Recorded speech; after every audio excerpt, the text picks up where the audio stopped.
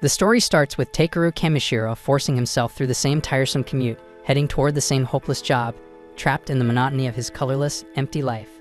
People always claimed that routine was the key to happiness, but buried inside him was a restless piece that craved something more, something different, like anyone would. One night, as his eyes fix on a strange broadcast flickering across his television screen, the world around him shifts, and in an instant, he's pulled into a place far beyond anything he could have imagined. Then a mysterious man appears before him, claiming to be the overseer of the entire solar system. Kamishiro stares in bafflement and asks if that makes him some sort of alien. The figure shakes his head, saying he's closer to a deity, then shows Kamishiro a planet known as Mage. No matter what is tried, Mage fails to prosper, and its civilizations rise and collapse over and over again. The cycle of failure has lasted too long, and the man has decided on a radical approach. He's gonna hit the planet with just one single drop of water, because even that tiny amount can stir up massive waves that flip the world upside down. And to Kamishiro's shock, he has been chosen to become that drop of water. Kamishiro is overwhelmed by the weight of this duty, but the deity calmly explains that he's no longer alive anyway. If he refuses, his soul will simply fade into nothingness. But to sweeten the choice, the deity offers him abilities and any powers he desires. He starts by granting Kamishiro magic and an endless supply of mana, but then he stops and asks what else Kamishiro wants for himself. At once, Kamishiro's fear turns to excitement. Grinning, he declares that he wants a cute harem to join him on this journey. To his delight, the deity assures him that he'll meet them eventually, then continues stacking on more perks. He enhances Kamishiro's search skills, allows him to earn money by selling harvested materials, and gives him a special bag that can hold everything he gathers. He also grants him universal language comprehension, along with resistances to strengthen his defense. Before long, Kamishiro's form begins to fade, and his transfer is about to begin. The deity pauses, wondering aloud if he might have overloaded Kamishiro with too many blessings, but it's too late to undo them. Still, unease flickers across his face when he glimpses the partner Kamishiro is destined to meet, so he questions whether it will truly be alright. Kamishiro panics at his words, but there's no time left for answers, and the deity only tells him that everything will be fine just before Kamishiro vanishes. A second later, Kamishiro opens his eyes in a brand new world, now inside a brand new body. He has no real clue what the hell he's meant to do, so he heads off to find a spot where people are. Before long, he comes across a village, but quickly realizes he won't be able to buy food without any cash. That's when he remembers the deity had boosted his search ability so he could track down materials to sell. Kamishiro tries activating the search magic, but nothing happens, leaving him disappointed. After a second thought, he realizes he was pronouncing it wrong because the moment he says it correctly, glowing symbols appear all around him. These markings highlight where materials are located, and when he says the word scan, more detailed information shows up. Thrilled with how useful the ability is, Kamishiro feels lucky when the very first item he picks up turns out to be ranked B. He then spends more time collecting everything that pops up under the ability, but most of them end up being junk. Almost all are marked as E rank, though one strange shiny rock catches his attention. It looks valuable because of how polished and bright it seems, only to reveal itself as an ant's poop. He's baffled why it gets ranked as a C, but still satisfied, since he learns the things he can sell are sorted by different marks, and his search skill points them out easily. With his bag now stuffed full, Kamishiro rushes off to the village, eager to see how much cash he can make. At the gate, the guard assumes he's a knight because of how ridiculously tall he is, but Kamishiro quickly explains he's just a material gatherer. The guard, who introduces himself as Marlowe, says that kind of work is rare, and though the village doesn't have a shop specialized for materials, they do have a general store. So our boy heads straight there, and when he shows the shopkeeper the poop, the man's eyes practically sparkle. He identifies it as droppings from a hammer anteater and is absurdly impressed by its perfect shape and rich color. Praising Kamishiro for finding such a fine specimen, he offers him 5 gold coins for it. Kamishiro has no idea what that's worth, so the shop owner explains, a single night in the inn costs 500 raves, and 1 gold coin equals 1,000 raves. Kamishiro quickly calculates in his head and realizes the man is about to pay him the equivalent of 50,000 yen for literal crap. When Kamishiro accepts, the shopkeeper gets overly excited and even rubs the damn thing on his cheek like it's treasure, making Kamishiro stand there in disbelief that someone is cherishing a freaking ant poop. Kamishiro then lays out the rest of his haul, and the shopkeeper stares in disbelief that Kamishiro managed to gather everything on his own. He questions why someone would bring such valuable loot to a backwater shop, but Kamishiro casually replies that he just likes wandering around while collecting whatever he can find. Impressed by his talent, the man decides to ask a favor. He explains there's a vein of mithril hidden in the nearby mountains, and he wants Kamishiro to retrieve it. Kamishiro lives for adventure, so he agrees. The man then counts out 360,000 raves for the lot. Doing the math nearly knocks Kamishiro out cold, because that's about 3.6 million yen. But before letting him go, the merchant warns him that there are monsters in the mountains, but he's confident Kamishiro can handle himself. But before heading up there, Kamishiro spends the night at an inn where a young girl brings him a simple bowl of water. The cost is 30 raves, and Kamishiro is baffled when she explains it's for washing himself. Naturally, he'd prefer a bath, but he nearly loses it when she tells him there are no baths here at all. Sorcerers sometimes offer cleaning spells, but the town doesn't have any. Hearing the word magic sparks an idea in Kamishiro's head, so he pays for the water and sends the girl away. Once alone, he experiments with a few chants, and the moment he says clean, the spell activates. And in an instant he feels fresher than he ever has in his entire life. That's when he realizes he can cast basically any spell as long as he figures out the right word for it. On the road to the mountain, Kamishiro begins to get used to his new skills, and he's startled when he suddenly sees a spade symbol appear for the first time. Excited, he goes to check it out, only to be horrified when it leads him to a skeleton. His ability even reveals the person's name, their rank, and details of their past, and what stands out most is a family amulet lying beside the remains. His magic shows that it was handmade by the man's mother, and when Kamishiro reads the letter tucked inside, his chest tightens. It's a heartfelt note from the man's sister begging him not to overwork himself. Feeling he can't just walk away, Kamishiro carefully buries the skeleton before moving on to another area. There he creates a protective barrier, tosses several herbs he picked earlier into a bowl, adds seasoning, and finishes it off with some meat. When he takes a sip of the stew, Kamishiro is blown away by how good it tastes. Laughing to himself, he declares that getting thrown into another world might just be the best thing that has ever happened to him. Soon, Kamishiro arrives at the Forest of Ancient Dragons, a deadly region crawling with dangerous creatures. Kamishiro then casts a light spell to illuminate the symbols around him, but he notices there's no aura anywhere. He doesn't even spot a single animal, and he wonders if maybe it's because he reeks so badly. Kamishiro just rolls with it since it means nothing will jump him, and he exhales in relief when the edge of the forest comes into view. Unluckily, it also happens to be the end of the ground under him, and Kamishiro plunges straight off a cliff. He frantically blurts out every magic word he can think of, but none of them do shit. Float does nothing, levitate is useless, but when he finally yells fly, the spell activates. Kamishiro lands safely below and cheers when he sees ore symbols glowing all around. He immediately starts gathering whatever he can, but he still doesn't turn up any mithril ore. Eventually, he spots a faint mark deep inside the mountain wall, so Kamishiro says blaze and hurls a fireball to blast it open. It works flawlessly, revealing mithril at last, though not in large amounts. The cave then begins rumbling, threatening to collapse, but Kamishiro stubbornly presses deeper. He eventually discovers a chamber with water so pure it leaves him stunned, and the scan reveals it as SSS-Rank, making it the most precious resource he's seen yet. And the description says the water holds the magical essence of an ancient dragon, meaning a dragon must be living here. Kamishiro chooses not to panic and starts preparing to collect as much as possible, but before dumping out the plain water in his container, he decides to test if the dragon water is even drinkable, so he scoops up a handful. At that moment, a massive dragon bursts out of the pool, and he's pissed that Kamishiro hasn't acknowledged his presence. Kamishiro freezes in shock, while the dragon is equally shocked that Kamishiro managed to endure his oppressive aura. Panicking, Kamishiro quickly kneels on the ground and apologizes for barging into the dragon's home, and the beast respects his courage. Kamishiro introduces himself, stating plainly that he's human, but the dragon struggles to believe it. He explains that the mana radiating from Kamishiro was so overwhelming that it shook him awake from his deep sleep. Kamishiro doesn't get what the hell he's saying, but the dragon clarifies that the amount of mana pouring out of him could actually match his own or even exceed it. The ancient dragon calls himself Voldias, and he states that he has a favor to ask of him. Voldias recognizes the clean, raw power in Kamishiro, and it makes him believe that Kamishiro might be able to rouse his child. And naturally, the dragon isn't expecting him to do it for nothing, so he promises to hand over a heap of mithril ore in exchange. Voldias presents our guy with the egg that refuses to hatch, but Kamishiro has no idea what the hell he's supposed to do.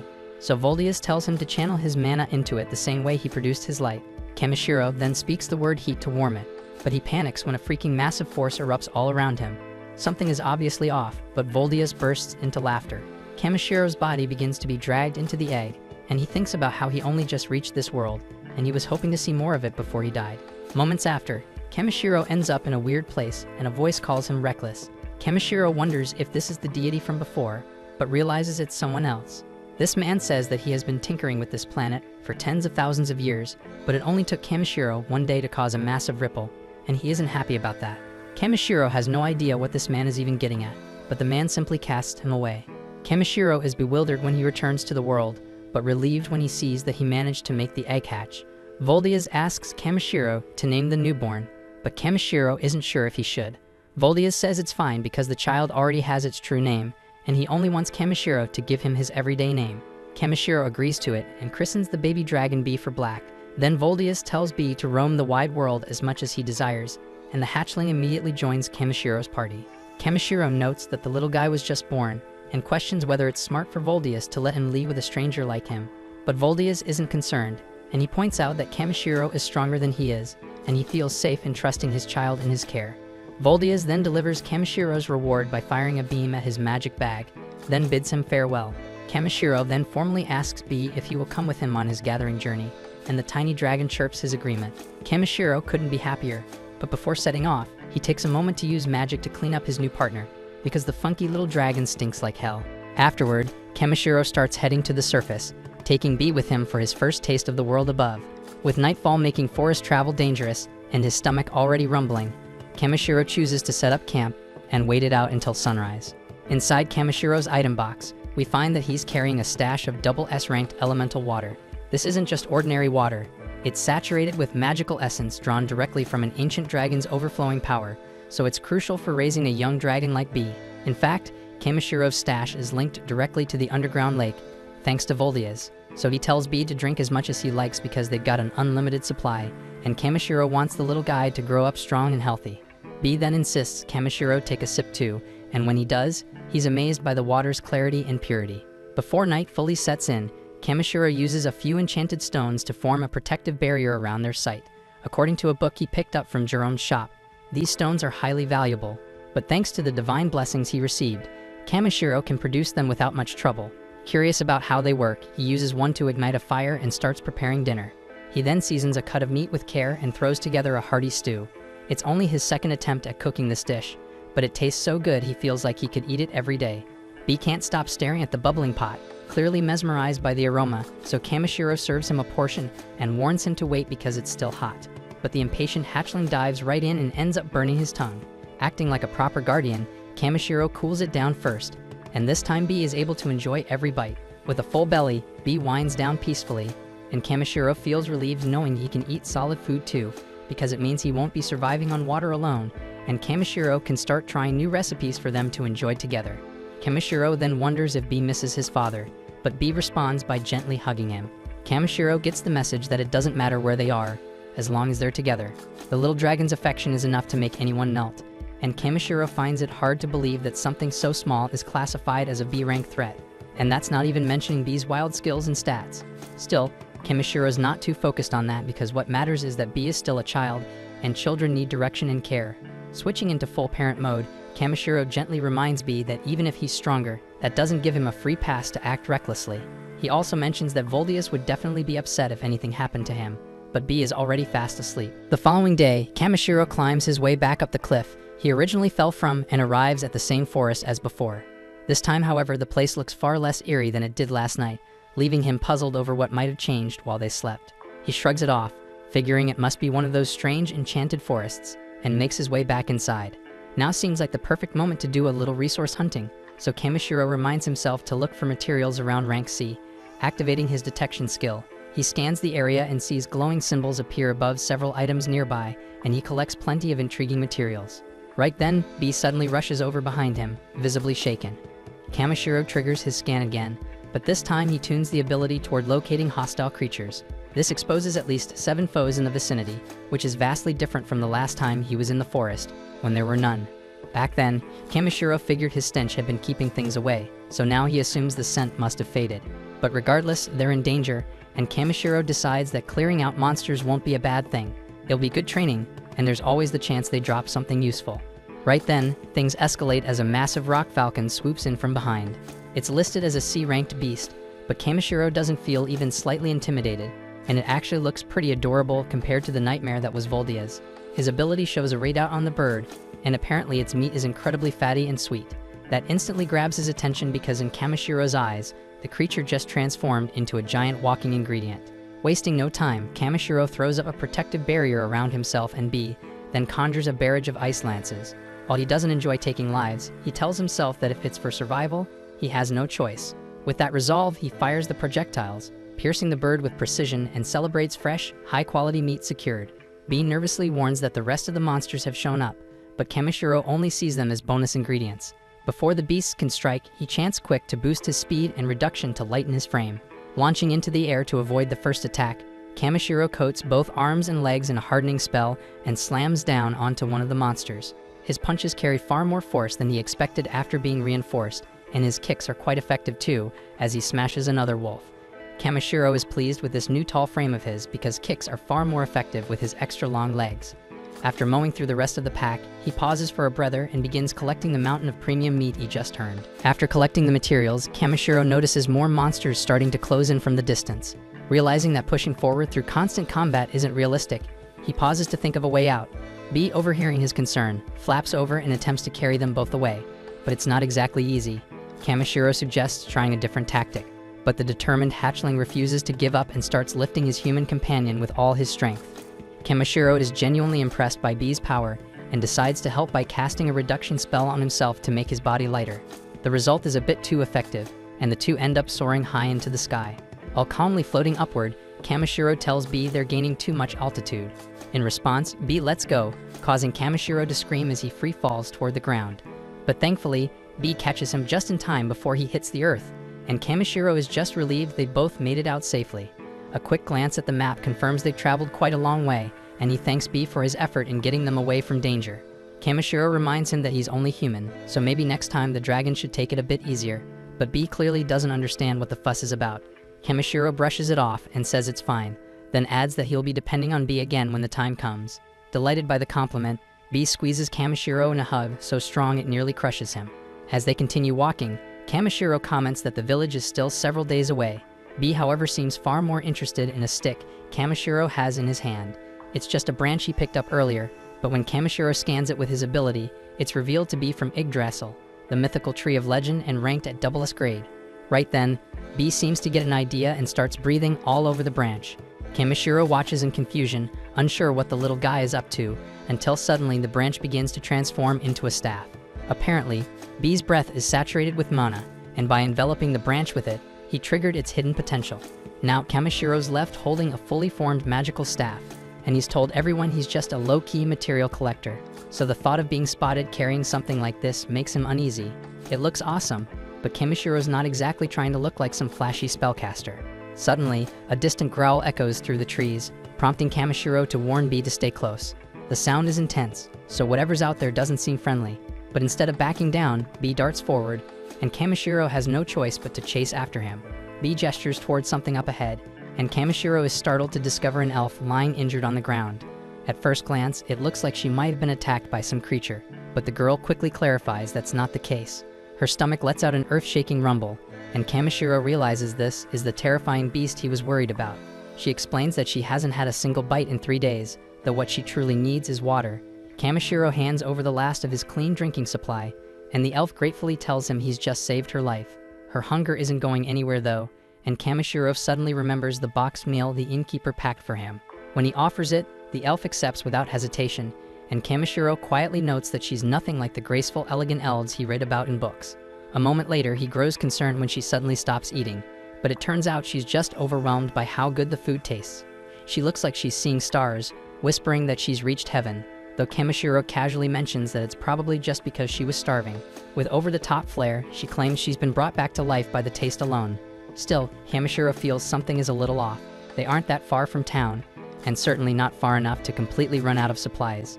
She tries to explain it away, saying she left in a hurry, but that excuse doesn't quite sit right either, because most travelers pack food just in case. The elf gets irritated with the interrogation, but before she can come up with another excuse, he's hit by a foul smell that derails the conversation completely. He always imagined elves would smell like blooming flowers and crisp peppermint, not like livestock shit. Deeply offended, the girl snaps back, saying it's not her fault because she's been roughing it outdoors for days. Still frustrated by the insult, she thanks Kamishiro for the help, then storms off before he can say anything else. Once she's gone, Kamishiro returns to gathering materials, and as they finally reach the edge of the woods, just as they step out, the two are thrilled to see a passing carriage approaching right on time. Kamishiro stares in awe as the carriage rolls into view, not pulled by a horse, but by a freaking unicorn. While majestic, unicorns are surprisingly common in this world and only considered an E-rank creature. The driver spots Kamishiro's staff and asks if he's a magician of some kind, but Kamishiro quickly clears that up. saying he's nothing more than a material collector and trader. The man is even more impressed by this, noting that someone who specializes in gathering is a rare find. Kamishiro didn't expect that kind of response and quietly admits to himself that he wouldn't exactly call himself a specialist. The driver kindly offers him a ride back to the village, but Kamishiro hesitates, pointing out that he's a tall guy and might not fit comfortably. Fortunately, there's ample space inside, and the family turns out to be very warm and welcoming. Ever since arriving in this world, Kamishiro has noticed that children seem drawn to him. Now that he's practically a parent himself, he doesn't mind it at all. He just hopes he isn't being a burden, but the man reassures him that the village lives by a simple code: help those in need. It's a value the whole family shares, and Kamishiro quietly admires the courage it must take for kids to travel with their parents in such risky territory. The children are incredibly sociable, so Kamishiro gently reminds them not to trust people too quickly. He jokes that he could have been a thief for all they knew, but the boy grins and says he never had a doubt. Their family carries a small bell that rings whenever someone dangerous is nearby. It's a clever little tool, and Kamishiro wonders if he might be able to craft something similar himself. After exchanging names, they start to hear faint chirping coming from inside Kamishiro's coat. The kids get excited, eager to meet whatever kind of creature he's hiding, but Kamishiro warns them that it's no ordinary pet. Eliza curiously comments that monsters aren't anything unusual, and adventurers often travel with them, so there's no need to be so secretive. Kamishiro is relieved to hear that monster companions are common here, and he finally gives Bee permission to come out, with the added warning not to bite anyone. Bee pops out with a cheerful grin, and the parents are visibly startled to see an actual dragon. Seeing their reaction, Kamishiro quietly decides that it's probably best not to mention that Bee is the offspring of an ancient one. The family immediately assumes Kamishiro must be a dragon knight, given the fact that he's traveling with an actual dragon. But he casually explains that he just stumbled across a dragon egg one day. That revelation shocks them even more, since getting a dragon to hatch is no small feat. In fact, for a human to pull it off is practically unheard of. As Bee tugs at Kamishiro playfully, he starts to realize just how unusual this little dragon truly is. Eliza points out that they rarely ever encounter dragon knights, and seeing a real dragon in the flesh is even rarer. Kamishiro, who's only ever seen dragon knights in RPGs, is sure he won't be able to stop staring if he ever meets one in real life. Later that evening, they settle down to make camp. Poran is impressed by the enchanted stones Kamishiro uses to ward off monsters. On top of that, Bee can sense danger before it gets too close, so Kamishiro reassures everyone that they'll be just fine through the night. When Eliza announces that it's time to eat, Kamishiro offers to cook for the group. She gives him the go-ahead, and the kids watch in amazement as Kamishiro starts pulling out a mountain of ingredients. They whisper among themselves, wondering if he's actually a mage, but Kamishiro laughs and tells them it's just a special item bag that can carry far more than it looks. He finishes preparing his go-to-meat soup, but this time he adds a side dish, a mushroom and vegetable salad. The presentation is mouth-watering, and the family dives in eagerly because none of them can remember the last time they had a meal that tasted this good. But just as everyone's enjoying themselves, something seems off with Poran. For a moment, everyone panics, thinking something's wrong, but it turns out the taste moved him to tears. After so many days eating nothing but dry jerky, seeing his children eating real food again overwhelms him. Poran can't hold back the tears, and Kamishiro chuckles at how dramatic he's being. Poran loudly declares that Kamishiro must be a mage and crowns him the Wizard of Flavor. The name gets a big laugh out of everyone, and the cheerful mood carries over into the night as someone pulls out an instrument to play a light tune. The entire family joins in, and the night is filled with music and joy. The warmth of the evening makes Kamishiro reflect. He realizes how many things he's missed out on. Sitting down to eat with others, laughing together, and enjoying the moment, it's a completely different feeling from eating alone in silence. For the first time since arriving in this world, Kamishiro feels a genuine laugh escape his chest. As night falls and everyone begins to sleep, Kamishiro says goodnight to Bee and peacefully gazes up at the stars above. The following morning, Takeru wakes up early and spends some time polishing his scissors while waiting for their departure. Poran then mentions they'll be heading out soon after breakfast, but Takeru has a small favor to ask. He admits he's never actually driven a carriage before and wonders if he could try it just once. Poran doesn't mind at all and passes him the reins without a second thought. Not long after, they reach the village. Takeru hops down from the carriage, and Poran thanks him for sharing his meals. But Takeru insists he's the one who should be grateful. After all, he didn't have to walk the whole way back by himself. With that, Poran and his group ride off, and as they disappear into the distance, Marla watches them go and quietly remarking that spring must finally be here. Takeru raises an eyebrow at the comment and asks what he means, so Marlo explains that Poran is a weaver by trade. Every year he travels south to warmer lands for work, and the trip is always hard on his family. Since he can't hunt during those journeys, they barely get by on scraps, which explains why he was so thrilled to try Takeru's cooking. Realizing what Poran goes through, Takeru starts to feel lucky because his ability to collect ingredients and materials has made things much easier for him. Later that day, Takeru visits Jerome's shop to hand over the materials he had been tasked with collecting. As a small experiment, he quietly slips one piece of magic-infused mithril ore, the kind he picked up from the dragon's lair, into the batch of regular mithril, just to see how Jerome reacts. The shopkeeper takes his time, carefully inspecting every piece. Eventually, he pauses and points to the odd one out, declaring that it must be a rare magic-infused mithril. Jerome explains that a few chunks of this stuff hold enough magical power to replace most of the kingdom's standard magic stones. Takeru pretends to be surprised, though he already knew exactly what it was. Jerome is impressed that Takeru managed to stumble upon something so rare, but Takeru shrugs, saying he just happened to come across it during his trip. Jerome doesn't buy the modesty. Even if it was just lying around, being able to recognize and retrieve a stone like that takes skill. He tells Takeru that if he really wants to make the most of his abilities, he should head to Belkane, a major city with a much bigger market. As much as Jerome doesn't like the idea of letting go of someone with so much potential, Takeru would have access to a wider selection of goods and better opportunities there. He only asks that when Takeru eventually makes a name for himself, he remembers to send a few good customers back to his shop. Takeru wasn't really aiming for fame or recognition, but the idea of heading to a major city sparked his curiosity. Once he got back to the inn, he decided to learn more about Belkane. There he discovered that the city had a well-established adventurers guild, one that handled quests from across the entire nation. The adventurers were organized into various roles, combatants, support types, and other specialties. Since he was now living in a different world, Takeru thought it might be fun to experience life as an adventurer, traveling from place to place. He set his sights on joining the guild in Belkane, but before heading out, he still had some unfinished business here in Tormi. First, he made his way into town to drop off the monsters he captured so they could be processed. With that taken care of, he spent the rest of the evening celebrating with the villagers, eating, drinking, and enjoying their hospitality. The following day, Takeru returned to the butcher. By then, all of the monster parts had been cleaned and prepared, giving him more than enough food and spices to keep him stocked throughout his trip. The woman behind the counter said the village would feel a little emptier without him, and that a lot of locals had been hoping he might stick around longer. Takeru admitted he'd missed the place too, but there were still so many places he wanted to see, and so many people left to meet. He couldn't stay in one spot just yet. The woman smiled and said she understood, and that she wouldn't try to convince him otherwise. Before he left, she handed him a cloth bag. Inside, she'd packed a full set of meals for the road. Actually, it was more than just one. She'd stuffed the bag full of travel lunches. Takeru was touched, and it looked like food wouldn't be a concern for quite some time. Later, back in his room, there was only one thing left on his mind: what to do with the magic mithril ore. Jerome had told him it was far too valuable for him to buy, which left Takeru unsure of what to do with it. Throwing it away was out of the question, but since the ore contained a strong magical presence, he began to wonder if he could use it to create something useful for the village as a way to say thanks. That's when his eyes landed on the lamp sitting on his table, and an idea clicked. He grabbed the magic ore and tried merging it with the lantern.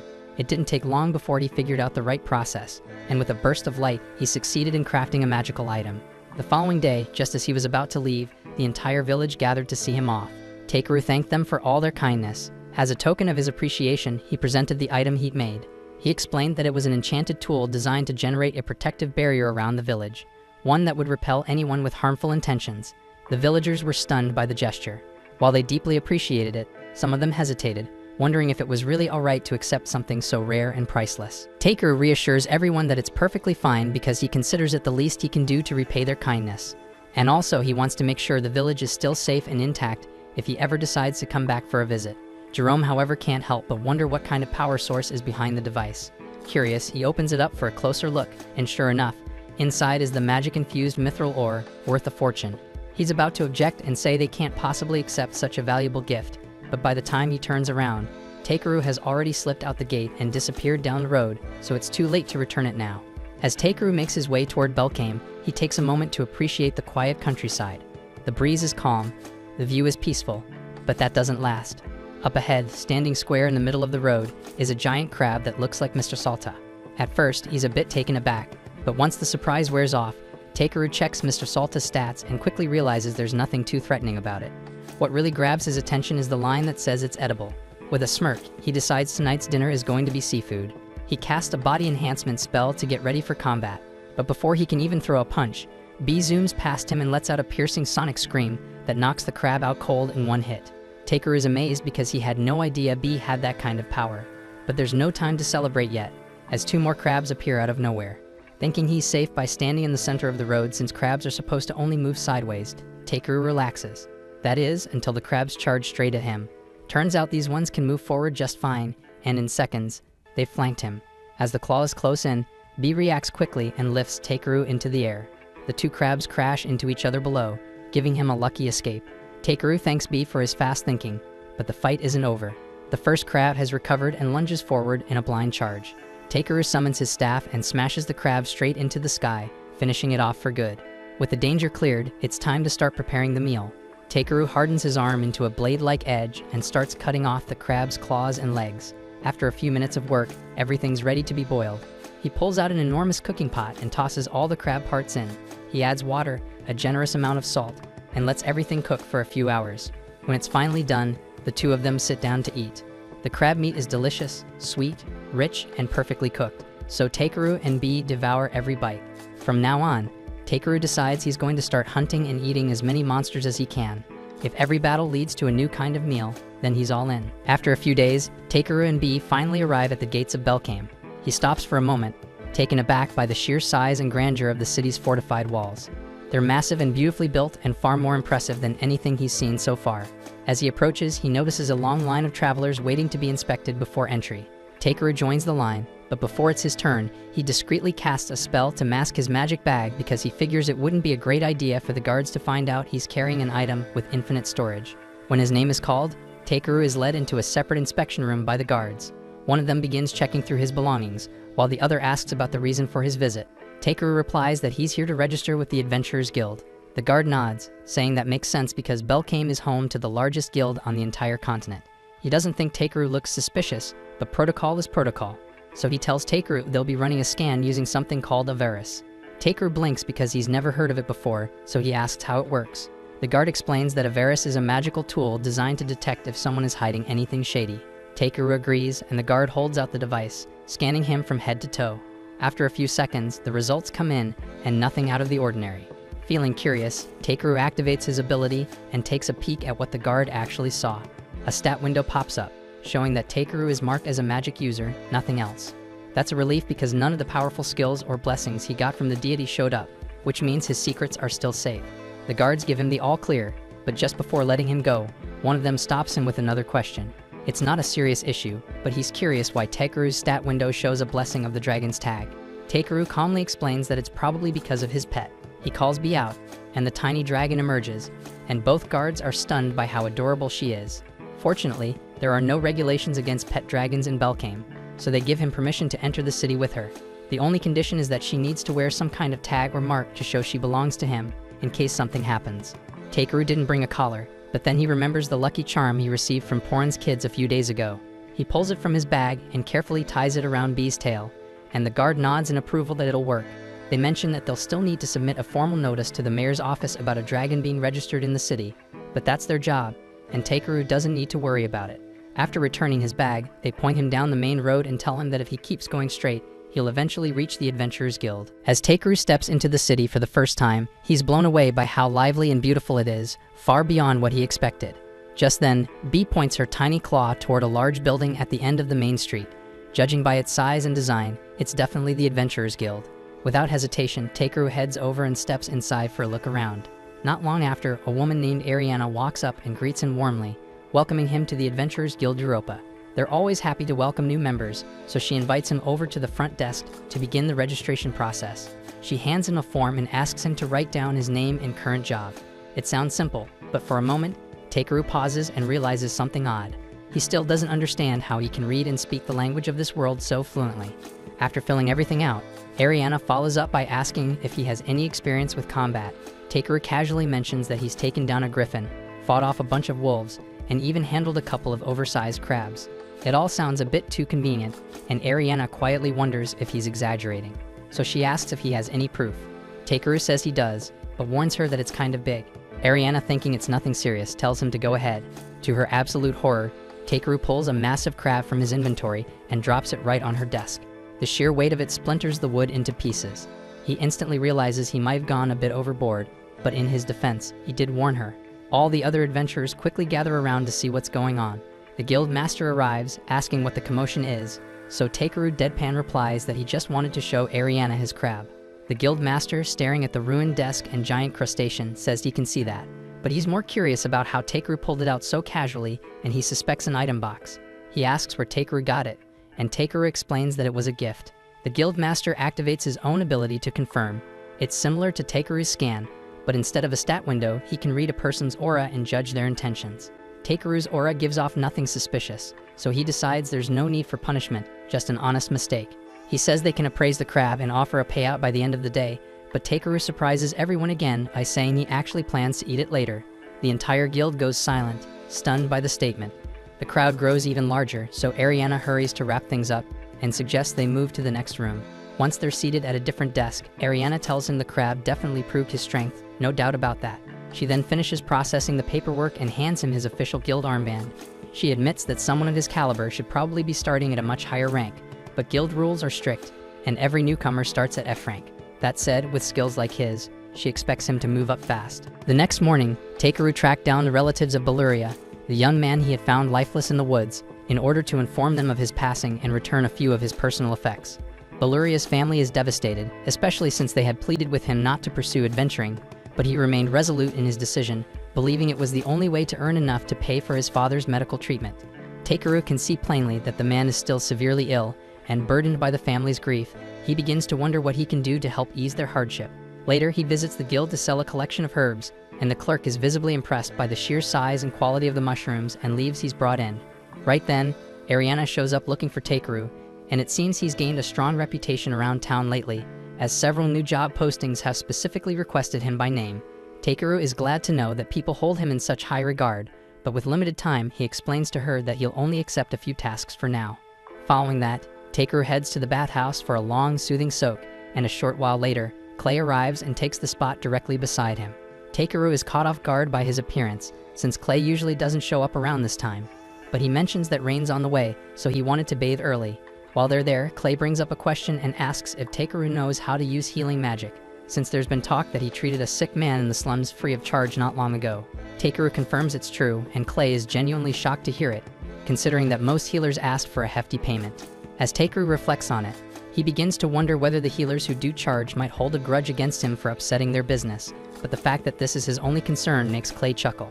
He then urges Takeru to take the official rank assessment so he can move up in rank, but Takeru replies that he's content with how things are and has no real desire to climb any higher. Clay recognizes that Takeru has a laid-back nature, but still cautions him that maintaining such a low profile could eventually attract the wrong kind of attention. As he gets up to leave, he advises Takeru to gain a better understanding of how the world operates.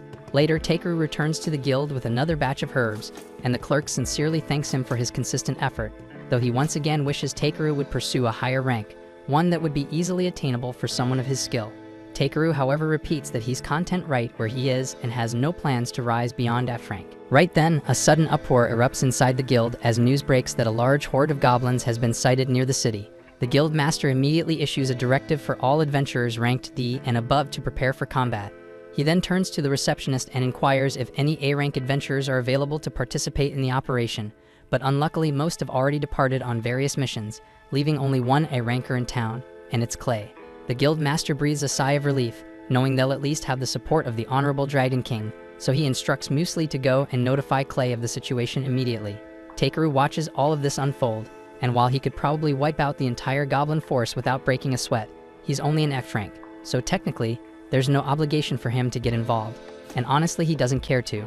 Yet the guild master isn't fooled by Takeru's act, and he calls him out directly, making it clear that he's joining the mission whether he likes it or not. Not long after, once all the adventurers are assembled, the guild master outlines the details of the upcoming operation. The front lines are expected to form along the southwestern Stavala plains, and from there, the goblins will likely push toward Belkame. To prevent any breach of the city walls, the plan is to intercept the horde at the Zalwis River before they get any closer. The adventurers appear fired up and eager to protect the city, though Takeru for his part would rather be anywhere else. Right then, two nearby adventurers notice that Takeru is listed as F rank and question why someone so low-ranked would be allowed to take part in an operation like this. At that moment, the guild master returns and admits he's not entirely sure either, and he just knows that his staff won't stop talking about how amazing Takeru is, so he figured it might be worth bringing him along. He acknowledges that he can't officially compel an F rank to join a combat operation, and doing so would put the Union on his back, but there's no rule against asking one to collect valuable monster materials in the field. With that, the guild master walks away, and Muesli approaches to apologize to Takeru. She's just as confused as he is about why the guild master would drag an F-rank into a battle, but yet she promises to do her best to support him out there. Takeru isn't sure what she means, so Muesli clarifies that she knows a bit of healing magic and will be assisting as a field medic. Takeru understands why she'd be brought along, but as he looks at how excited she is to charge into what could easily be a bloodbath, something in his gut tells him this mission is going to go sideways fast. Not long after, Takeru and Muesli arrived at the rear outpost, and the instant they get there, she gets startled by a bird and instinctively latches onto Takeru's arm. He politely asks her if she could let go, but Muesli is far too shaken to loosen her hand. She keeps insisting that she's not scared in the slightest, but Takeru's not buying it. He points out that they're stationed at a rear outpost, well away from the actual battlefield, so the likelihood of her encountering any real monsters is minimal. He reassures her there's absolutely nothing wrong with feeling scared. After all, even the bravest warriors feel fear sometimes. So what matters is doing your best with whatever strength you've got. Moved by Takeru's words, Muesli brightens up, promises to give it her all, and dashes off toward one of the nearby tents. Just then, Clay steps out and can't help but laugh at how Takeru just gave an encouraging speech about courage when he himself was doing everything he could to dodge the battlefield earlier. Takeru acknowledges the irony in that, but explains that he simply prefers not to get involved in trouble unless absolutely necessary. And speaking of staying out of fights, Takeru is surprised to see Clay lingering at the rear base because he expected him to be out front with the others. Clay admits that some old wounds have started acting up, and his body isn't holding up the way it used to. Takeru asks if he's referring to the scars he noticed on his back at the bathhouse. Clay tenses up for a second, expecting Takeru to judge him for carrying such disgraceful marks, but Takeru seems unfazed. Clay explains that scars on a warrior's back are seen as a stain on one's pride, and they suggest you were injured while fleeing from a fight. But Takeru doesn't view it that way, and he can tell those wounds were earned protecting someone, and the fact that he was badly injured yet still survived is something to be proud of, not ashamed of. Right then, a deep rumble echoes in the distance, the unmistakable sound of hundreds of footsteps drawing near. Clay immediately realizes that the guild master's frontline defenses must have been compromised and that the enemy is closing in fast, so he grabs a spear and tells Takeru he's heading out to intercept them. And even though his old injuries are flaring up again, Clay firmly declares that he'll defend Takeru no matter what, even if it costs him everything.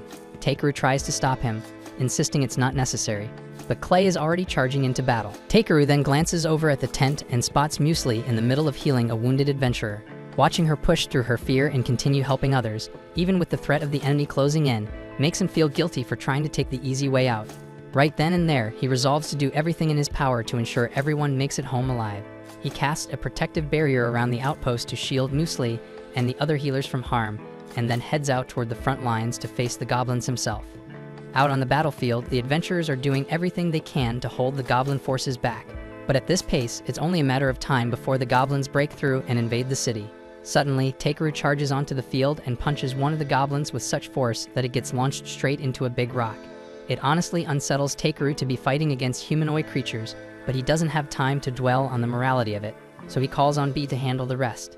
B takes to the skies and unleashes a lightning spell, frying every goblin in the area in one powerful blast.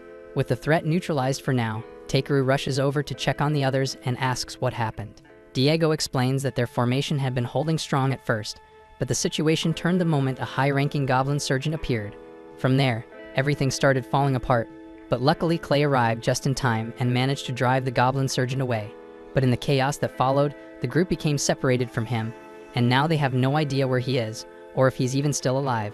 Takeru immediately goes off to look for Clay, and near the edge of the forest, we finally find him, but barely standing and locked in a desperate fight against a swarm of goblins.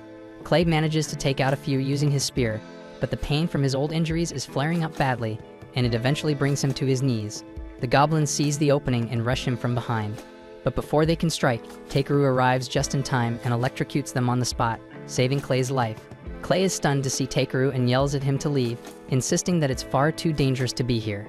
But Takeru quickly points out that Clay is the one suffering from a serious injury and shouldn't be pushing himself this hard. Right then, the two hear the ominous footsteps of the goblin surgeon drawing near. It suddenly charges at them, but both manage to leap aside just in time. Retreating would be the safest option, but there's no way they'll outrun the goblin surgeon now. Despite the intense pain coursing through him, Clay plants his feet and takes a battle stance. He says he'll hold the goblin off long enough for Takeru to escape, because no matter what, he refuses to let his friend die out here. Takeru is genuinely moved by Clay's determination, so he suddenly asks if those scars on his back carry any emotional significance. Clay thinks it's a strange question to ask in the middle of a battle, but replies that the scars only serve as a painful reminder of his past failures, so he hates them with every fiber of his being. Takeru takes that as a sign that he wouldn't mind if they were erased, and before Clay has the chance to ask what he means, Takeru pulls out a vial of Voldia's enchanted water and splashes it onto him. He then casts full-body healing magic over Clay, intending to erase the scars completely. However, it ends up triggering an unexpected side effect, because while the scars do disappear, it also causes Clay to evolve, turning his body pitch black. Neither of them has a clue what just happened. Clay is stunned by the transformation, but the pain from his old wounds has vanished, and he suddenly feels stronger far beyond what he thought possible. Driven by adrenaline and curiosity, he charges at the goblins to test his new strength, and within seconds, he annihilates the entire enemy horde effortlessly, without even breaking a sweat. At night, Clay visits Takeru's room, and he's reverted back to his usual appearance, but he can still feel a powerful energy simmering inside him. He demands to know what exactly Takeru did to him earlier, so Takeru casually explains that he used some ancient dragon magic water as a catalyst and followed it up with healing magic. Clay stares at him baffled, and asks how in the world he even knows an ancient dragon. Takeru reveals that Voldius is actually B's father, so technically, B is an ancient dragon too. Clay sits down, overwhelmed by what he's just heard. He's deeply thankful for what Takeru did for him, but it's clear that no ordinary person could pull off something like that, so he looks Takeru straight in the eye and asks who he really is. Takeru hesitates for a moment, realizing he may have revealed a bit too much. But then again, no one ever told him he had to keep it secret, and Clay's someone he trusts, so he decides to be honest and tells Clay that he's not from this world. Clay freezes, unsure if Takeru's being serious or joking. Takeru sits him down and walks him through the entire story, his reincarnation, his journey, and everything in between. Clay finds it almost too absurd to be true, but considering all the supernatural things Takeru's done so far, it actually starts to make a weird kind of sense. He promises to keep Takeru's origins secret, but warns him to be more careful in the future, because casually modifying someone's body isn't exactly a minor thing. The next morning, Takeru is seen accompanied by a young woman named Ribble, who turns out to be the one in charge of managing the shop. He asks if she happens to have any gatherer scissors available, as his current pair has become too worn to use properly. Unfortunately, she informs him that she doesn't stock those kinds of tools, but she does mention that she knows a highly skilled blacksmith who could forge a new pair for him, though in exchange, someone will need to gather a specific set of materials for him. Takeru expresses interest in hearing the job details, so Ribble starts guiding him toward her boss's workshop. As they make their way through the halls, Takeru catches sight of several blacksmiths working diligently in the forge. He's clearly impressed by their craftsmanship, and Ribble agrees wholeheartedly, admitting it's why she dreams of becoming a skilled blacksmith herself and forging a legendary blade worthy of a hero someday. Eventually, they arrive at the workshop, and Ribble proposes the idea of having Takeru gather some Ildra ore, the rare mineral required to forge the sword. But her boss shuts it down instantly, saying there's no way he's letting a gatherer venture into those damn mines. Ribble pushes back, suggesting he should at least consider it, and the two begin arguing, while Takeru remains confused, having never even heard of Ildra ore. The boss explains that his refusal is due to the mines being infested with monsters, and there are even rumors of demons lurking deep inside, so he can't in good conscience let Takeru take that risk. Ribble admits that the number of miners has recently dropped, but the boss figures she conveniently left that part out when talking to Takeru. He tells her bluntly that any blacksmith willing to endanger others for personal ambition has no right to wield a hammer. Realizing her mistake, Ribble sincerely apologizes to Takeru and tells him to just forget about it. But despite the risk, he still seems intrigued and asks whether Ildra ore is truly the only material capable of making the sword. Ribble confirms that it is, so Takeru offers to gather the ore in return for a specially crafted pair of scissors. The boss turns to him and asks if he even paid attention when they mentioned the monster threat, but Takeru calmly replies that he's capable of handling anything down there, so they shouldn't worry. To prove it, he pulls out one of the crab claws he's kept with him, a beast even B-rank adventurers would hesitate to face. And seeing that, the boss begins to realize Takeru might actually be up to the task. Takeru heads out right away toward the Ryuhai mines, and during the trip, the other passengers in the carriage begin chatting about how odd it is that all the poisonous herbs in the region vanished overnight.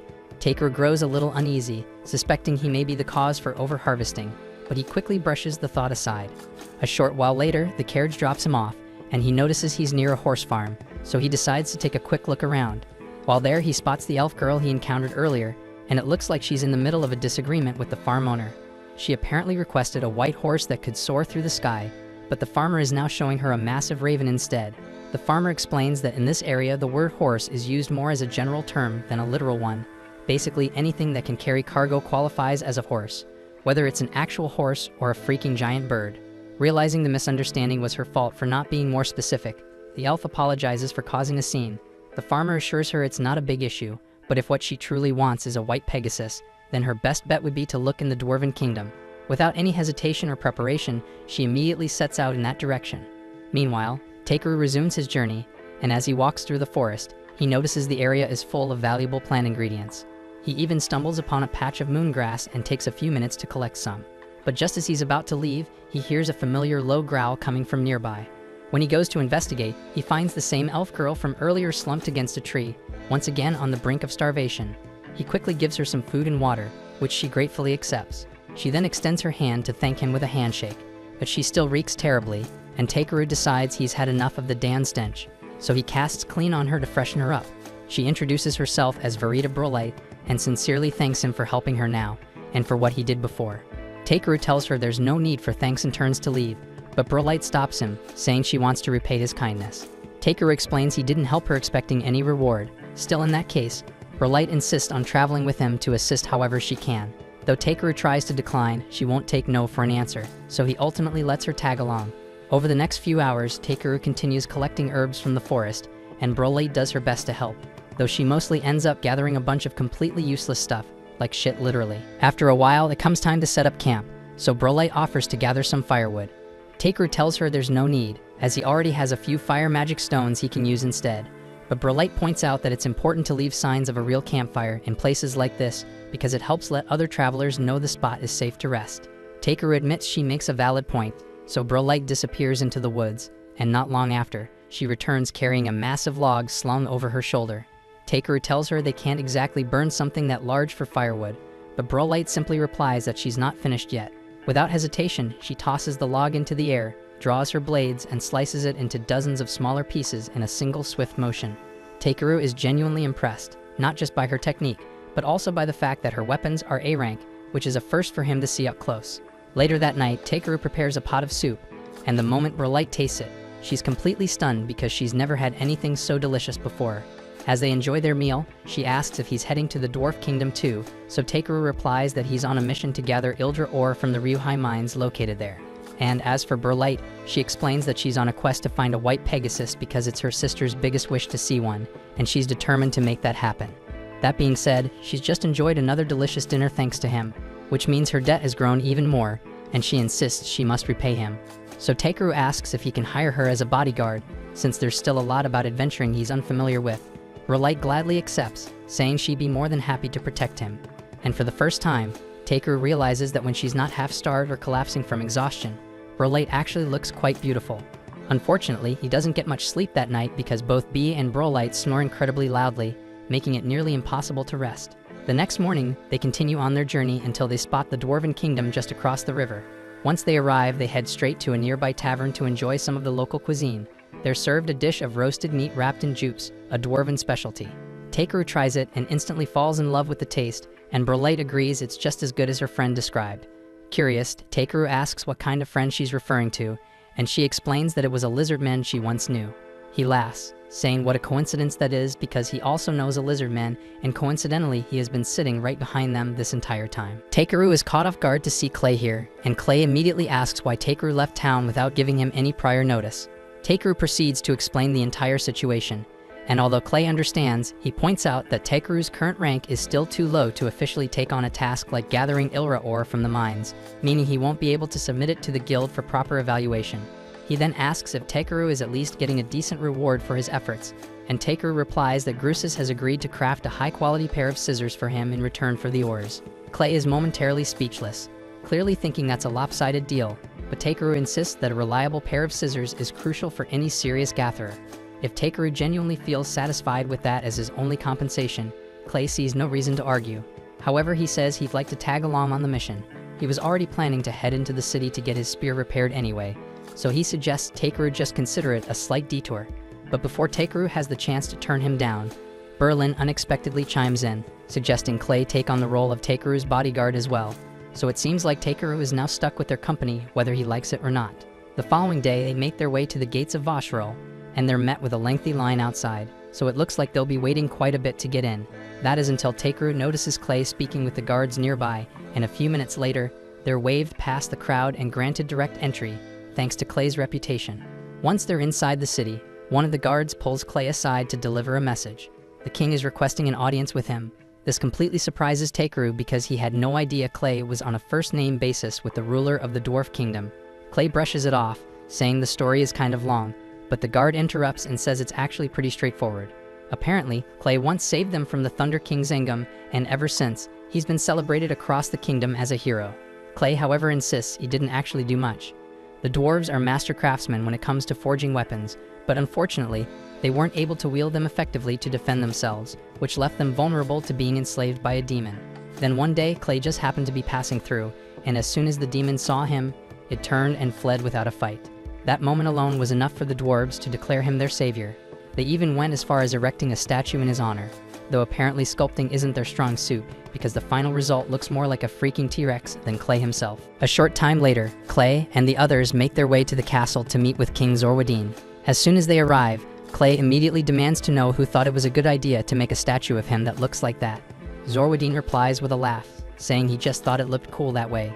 Takeru quickly picks up on the fact that Clay and Zorwadin seem to have a close relationship, but he needs to cut into their banter because there's something important he has to deliver to the king, a letter of introduction from Grusas, essentially requesting permission for Takeru to enter the mines. The king says that under normal circumstances he wouldn't have an issue with it, but a few months ago, the mine became infested with an alarming number of demons, so he's concerned for Takeru's safety. He asks if Takeru is truly willing to proceed despite knowing the risks, and Takeru assures him that he is, so the king grants them permission to go in and investigate what's causing the sudden demon presence. Clay acknowledges the assignment without hesitation, but Takeru is left stunned, since tracking down demons wasn't exactly part of the plan. Eventually, they arrive at the mine entrance, where the head receptionist from the local guild unlocks the gate to let them through. Takeru casts a light spell to brighten the tunnel ahead, but from what he can see, there aren't many ores around this area, so he asks the guide if they can head in a bit deeper. The guide agrees, but suddenly B senses a threat approaching. Takeru quickly activates his scan ability and detects that they're under attack by two massive spiders. Clay immediately steps in and drives his spear straight through the first spider's mouth, while Takeru uses magic to immobilize the second one, buying enough time for Brolight to rush in and carve it apart. And with the immediate threat dealt with, the group presses on. As they continue further into the mine, the magical pressure grows stronger, and Takeru starts to spot faint traces of Ildra ore embedded in the rock walls. Unfortunately, the samples are too small to be of any real use. Just then, he notices something deeply buried in the stone, so he fires off a blast of explosion magic to break it loose, revealing a massive ore vein. It's not Ildra ore, but something even rarer and more valuable, prompting the guide to tell him that this is a remarkable discovery. But just as they begin to take it in, B suddenly warns Takeru that something else is closing in. The guide goes pale, eyes widening as he realizes it's a demon. After taking a closer look, Takeru calmly tells the group to stand back because he plans to handle this one solo. Not because he holds a grudge against demons, but because this particular demon is actually a giant crab, and both he and B are already thinking about how good it's going to taste. Takeru then tells B to give him ranged support while he rushes in to strike, but he also warns B not to use any fire or lightning magic, since they don't want to burn up the tasty crab meat. B answers by unleashing a powerful sound wave that throws the creature off balance, giving Takeru an opening to sprint in and crack it over the head with his staff. Unfortunately, this crab is way sturdier than the ones he's fought before, and it swings back and smacks him right in the head. Still, Takeru's not backing down, and the crab tries to crush him underfoot, but he quickly rolls out of the way, and B seizes the moment to freeze one of its legs in place. That sparks an idea, so Takeru forms a barrage of ice needles and launches them at the crab, freezing it solid on the spot. Brolight is blown away by how quickly Takeru managed to bring the beast down, but Clay is absolutely fuming, and he demands to know why Takeru went after the thing solo.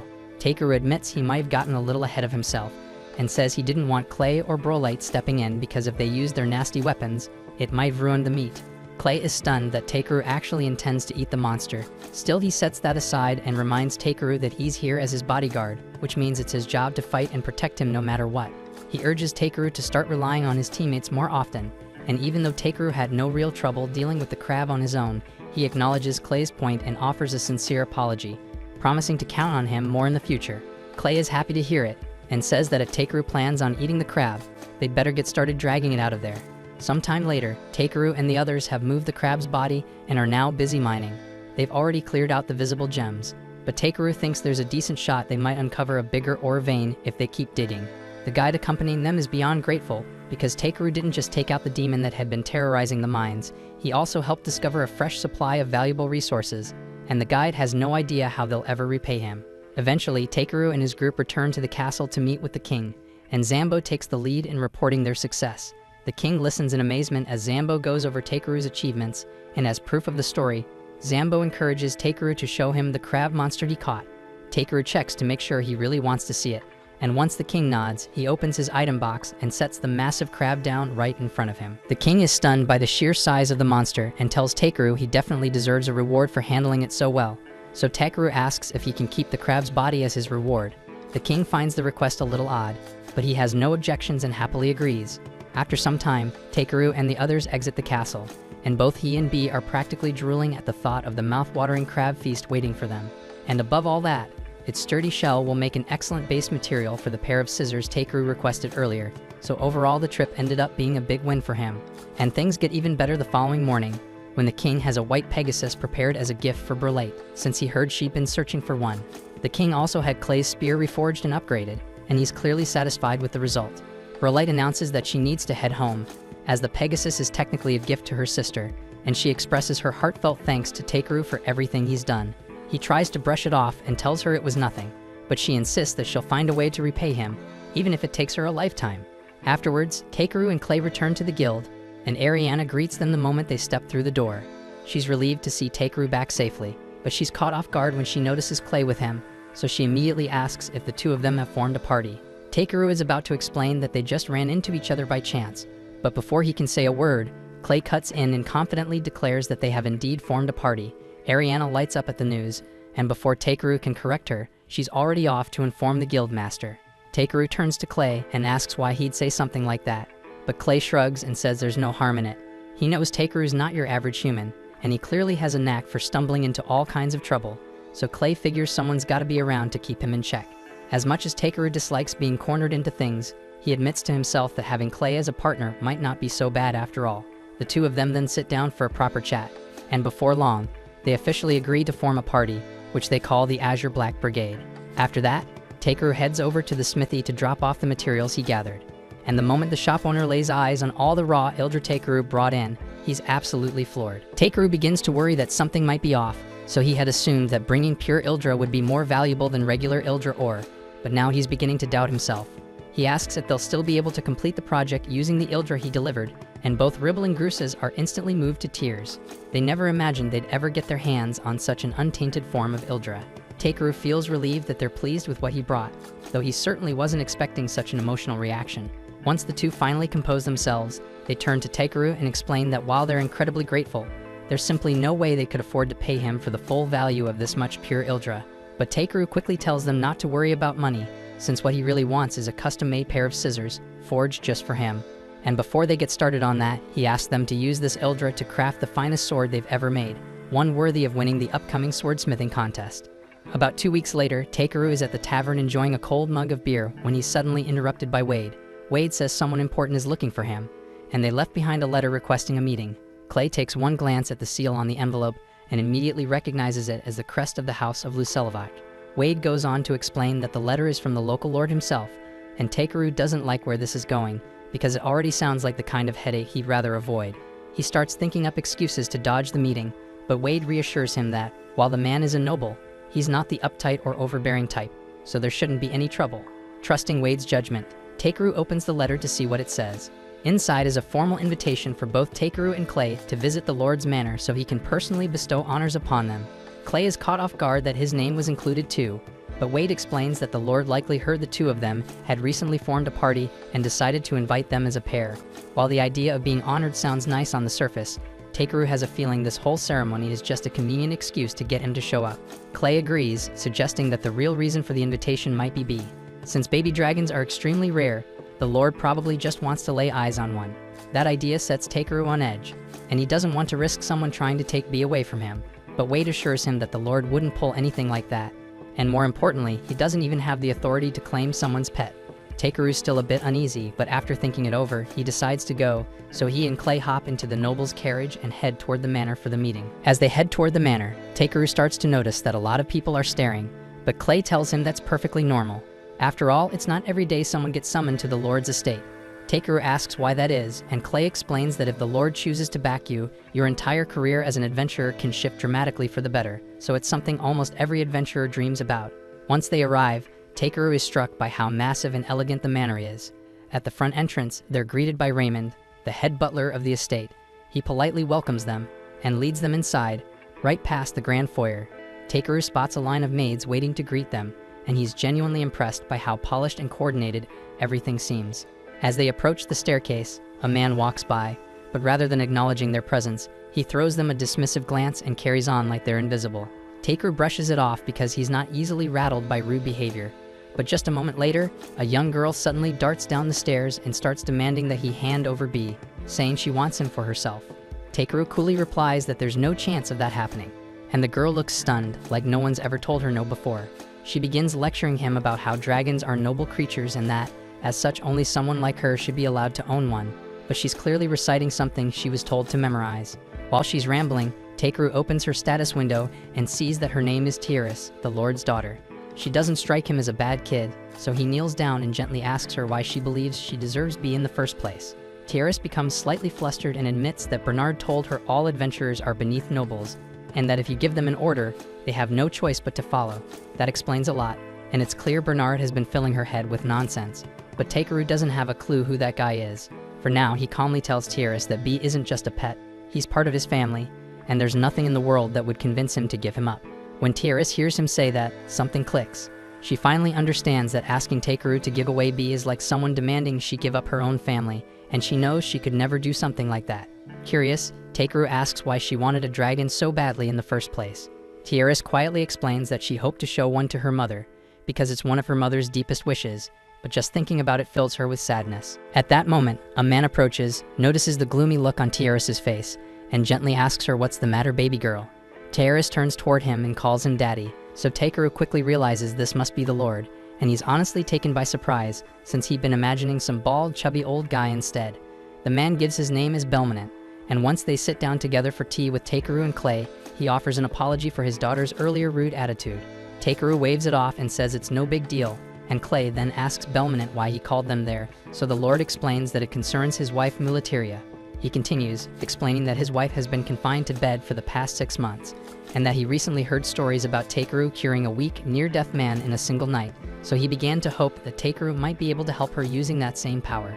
Takeru knows his magic is potent enough to fix most illnesses, but the last time he pushed it that far, Clay ended up evolving, so he's nervous about what might happen if he uses it on Mulateria. Belmonent goes on, saying that the reason Tiaris wanted Takeru's dragon is that in a few days she has to return to her academy in the royal capital, and she thought that if she left a cute little creature beside her mother, it might cheer her up. She might get carried away sometimes, but at heart she's a kind girl, and this whole story brings both Clay and B to tears, so Takeru finally agrees to help, even though he's still scared it might cause problems for him later. Belmonent is thrilled when he hears that Takeru is willing to help, so he escorts him to his wife's room and tells her that he has brought someone who might be able to heal her. First, Takeru uses his scan on her, and when he checks the status window, he realizes her condition is even worse than he imagined.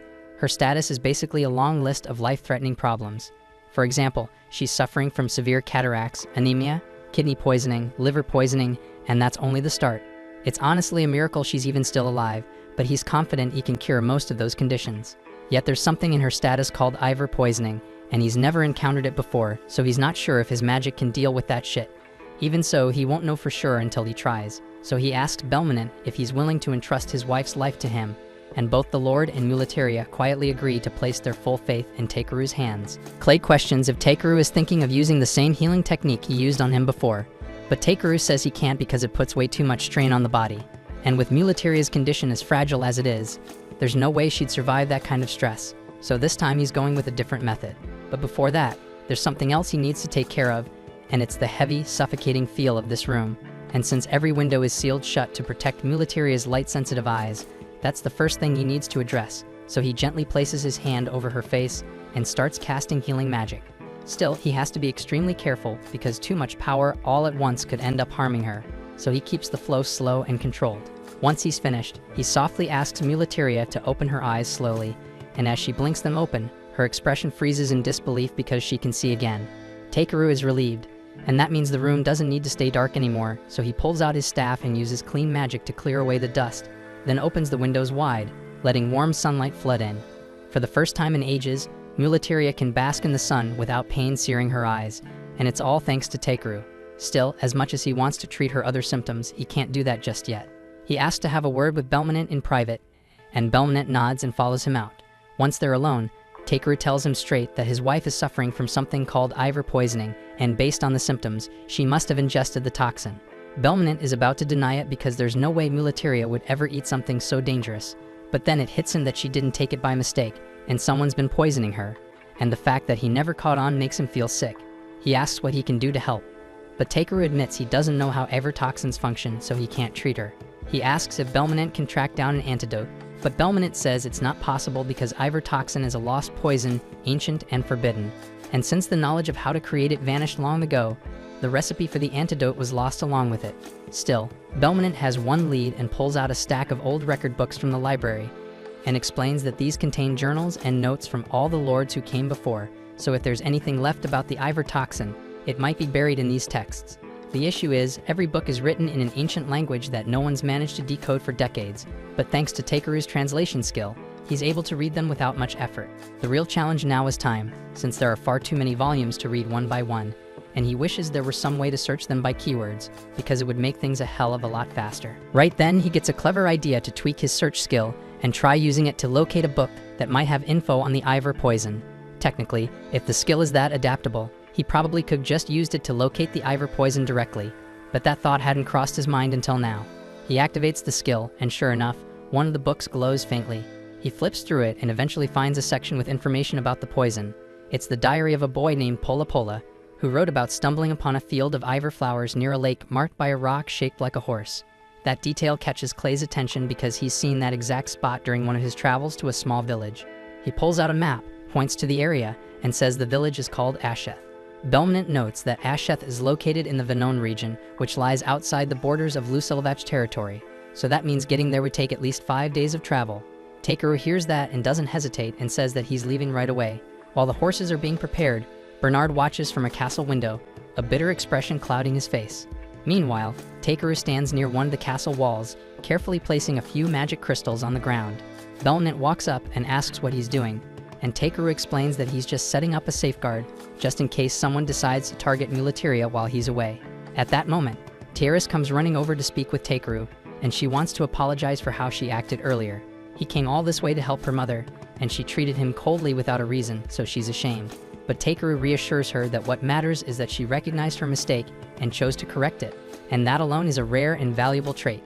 The ability to admit you might be wrong is a sign of real growth, and it means she's already on the path to a meaningful life. He asks her to always think things through before acting in the future, and she promises she won't make the same mistake again. Before he goes, there's one more thing he wants to tell her. He warns Tiaris that while he's gone, someone might try to twist things, say that he's the enemy, or that he's deceiving her. If that happens, he asks her not to give any immediate answers. Instead, she should go straight to her father and talk things through first, and Tiaris promises to remember that. With that, Takeru and Clay set out, and to make the long journey as fast as possible, he casts speed-enhancing magic on the horses. During the following days, Takeru and Clay make their way toward the village of Asheth, but when they finally arrive, they don't find a village, they find a lifeless wasteland. Clay remembers this place as a thriving farming settlement, but now it looks like the land hasn't seen rain in ages. Takeru starts to worry that the lake they're searching for may have already dried up. Clay, however, thinks that's unlikely because lakes don't usually vanish that quickly, but when they finally reach it, they see that while the water hasn't dried up, it definitely isn't normal, and the surface looks cloudy and strange. Takeru inspects it closely and realizes it's been contaminated, and whoever did it didn't do it by accident. Suddenly, the two of them are surrounded by a group of villagers, and they look pale and sick, but they're still ready to defend their home, so they demand to know who Takeru and Clay are and why they've come. Takeru quickly figures out that they're just being protective, so he keeps calm and explains that they're adventurers from Belkane, here on a mission to collect a rare material.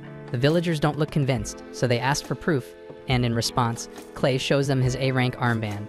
Once they see it, the villagers realize they're telling the truth, so they lower their makeshift weapons. But just as Takeru begins asking if they have any helpful information, one of the boys suddenly collapses. Takeru rushes over to check on him and is shocked at how light the child feels, far too underweight for his age. He turns to the adults and asks if they've been getting enough food lately, but what they tell him is worse than he imagined. The villagers then reveal that close to 10 months ago, their lake water suddenly turned cursed, making it undrinkable. Not long after, the same thing happened to the water in their well, leaving them with no clean water for their people or their crops. But just when things looked hopeless, a merchant named Engachi appeared, and he claimed he could help, but only if they gave him a rare flower that grows near the lake. The exact location of the flower is a village secret, so they couldn't just hand it over. Still, they were desperate, so they made a deal. In return for one flower every month, Engachi would deliver 60 barrels of water. But that amount wasn't nearly enough to drink and grow food at the same time, so for months now, they've been slowly starving. After hearing everything the villagers have told him, it becomes crystal clear to Takeru that Engachi is the one behind this mess, so he tells them flat out that the man is definitely evil. The villagers are stunned because they truly believed Engachi was just trying to help. But Takeru points out that back when he inspected the lake, he found signs that clearly showed the water had been deliberately poisoned, and it's just a little too convenient that Engachi happened to show up right after that happened. Even if that were some wild coincidence, the fact that he's demanding payment in the form of a dangerous toxin is suspicious as hell. The village chief is horrified to realize they've been manipulated all this time, and Takeru's blood is boiling over the damage Engachi has caused. That merchant didn't just poison Mulateria, he damn near wiped out this entire village just to get his hands on the Iver flower, and he let children starve so he could feed his greed. Takeru swears he won't let Engachi get away with any of this, but before he goes after him, he needs to help the villagers first, so he calls on B and asks him to fly up and use spirit magic. B gets the message, takes to the air, and summons thick rain clouds above the village. Rain begins to fall, giving the villagers the fresh water they've needed for months. But Takeru doesn't stop there. He uses a clean spell to wash off the dirt from their skin, since it's been way too long since they could even bathe. Then with another spell, he uses repair magic to restore all the damaged homes. Takeru also pulls out a massive pot and prepares a proper meal for everyone, something hot and filling after months of barely scraping by. The village chief is overwhelmed with gratitude, and the village kids are especially fond of Takeru now, and they ask if they can show him something cool, a secret hideout they have in the woods.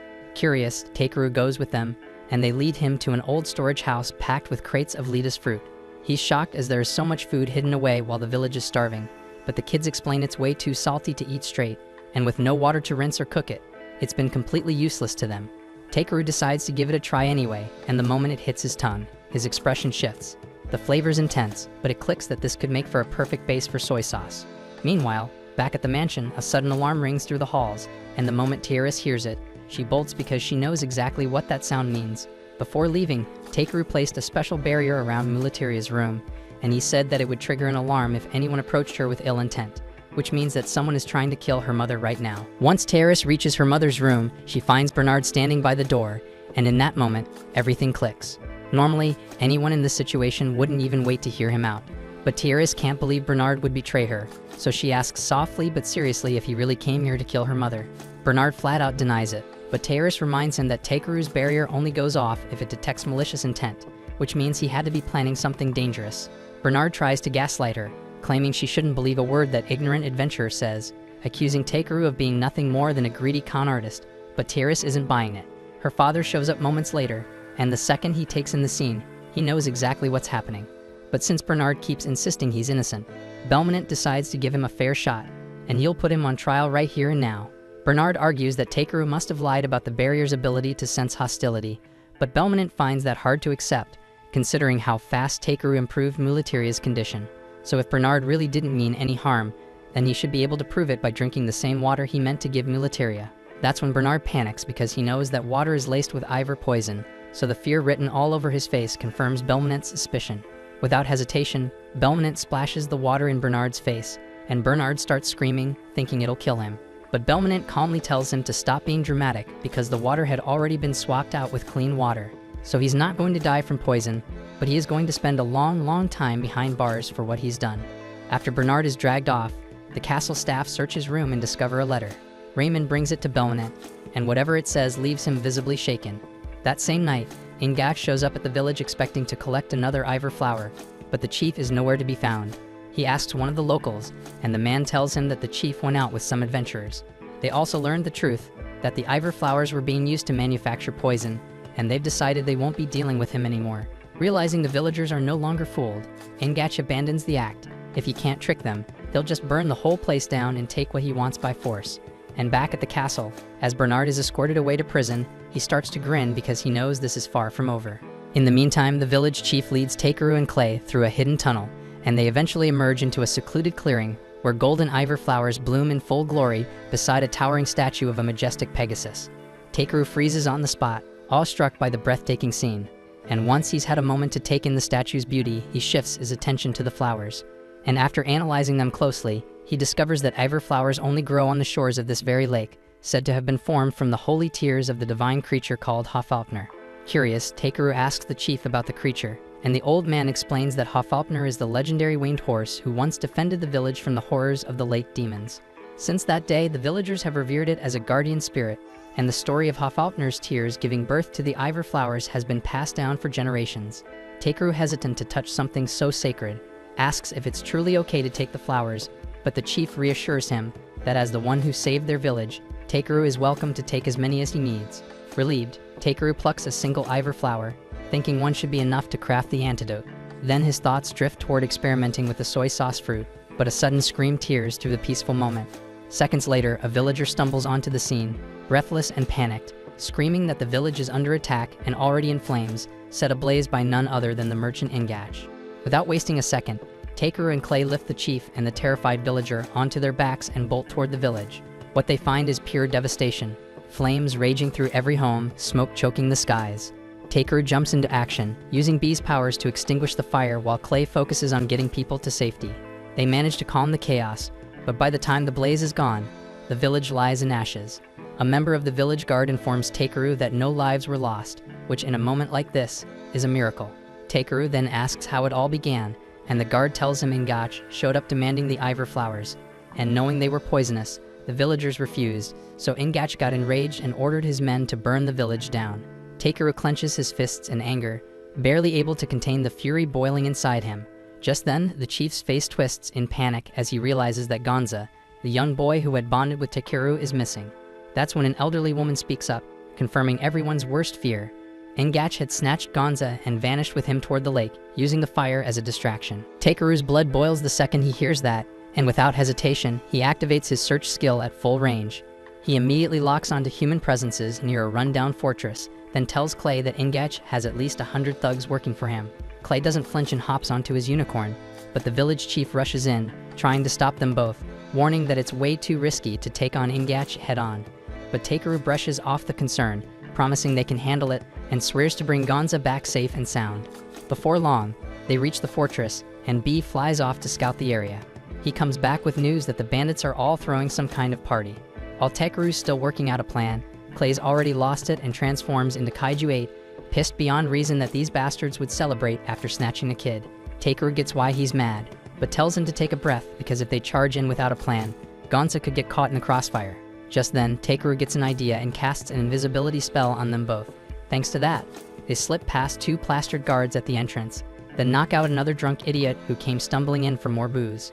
Clay then senses that most of the thugs have gathered upstairs, so Takeru decides to keep their invisibility going for as long as possible while they move through. Clay's down with that but points out that Takeru's been collecting random junk as they sneak around. Takeru says it's for evidence, to prove what these scumbags have been up to. They continue looking for Gonza, but even after checking all the rooms, there's no sign of him.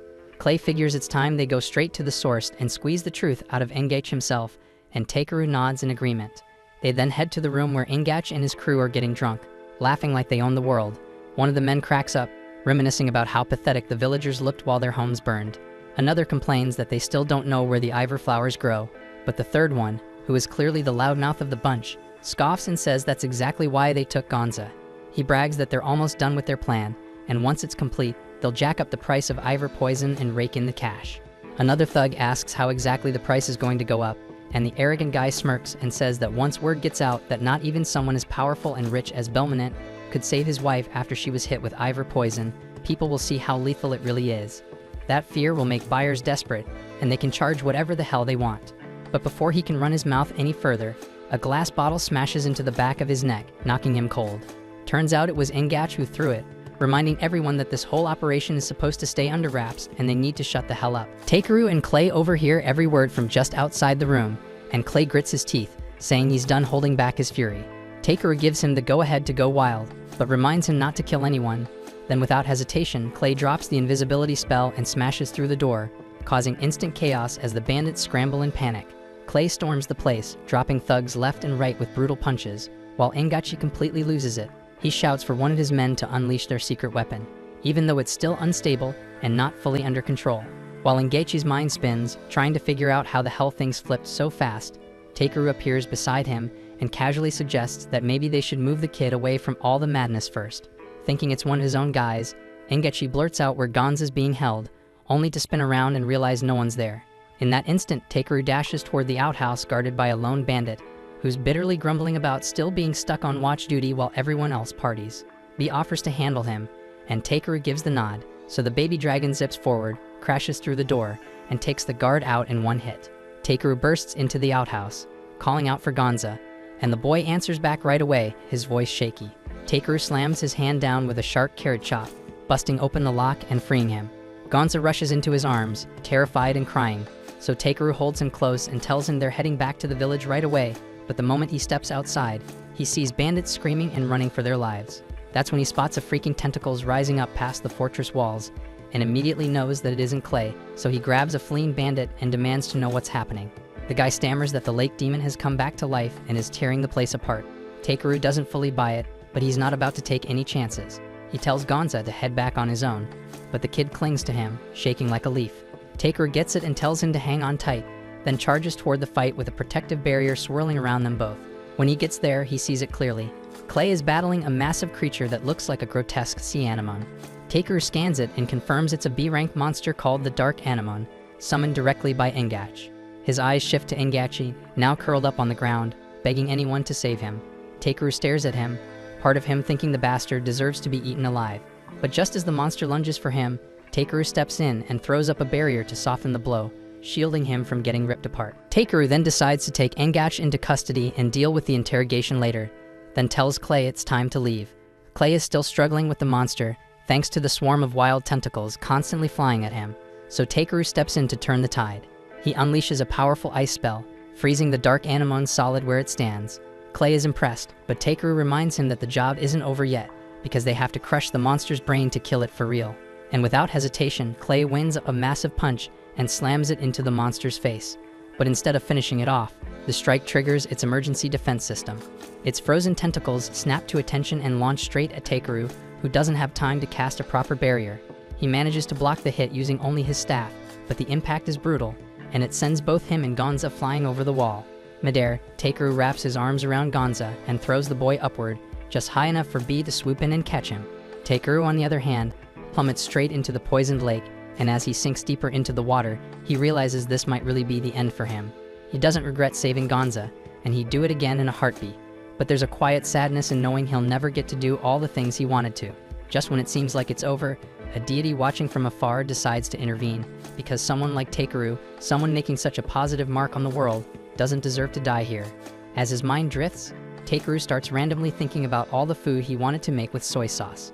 A voice tries calling out to him, but he doesn't respond because he's too caught up thinking about his friends and those custom scissors he still hasn't gotten.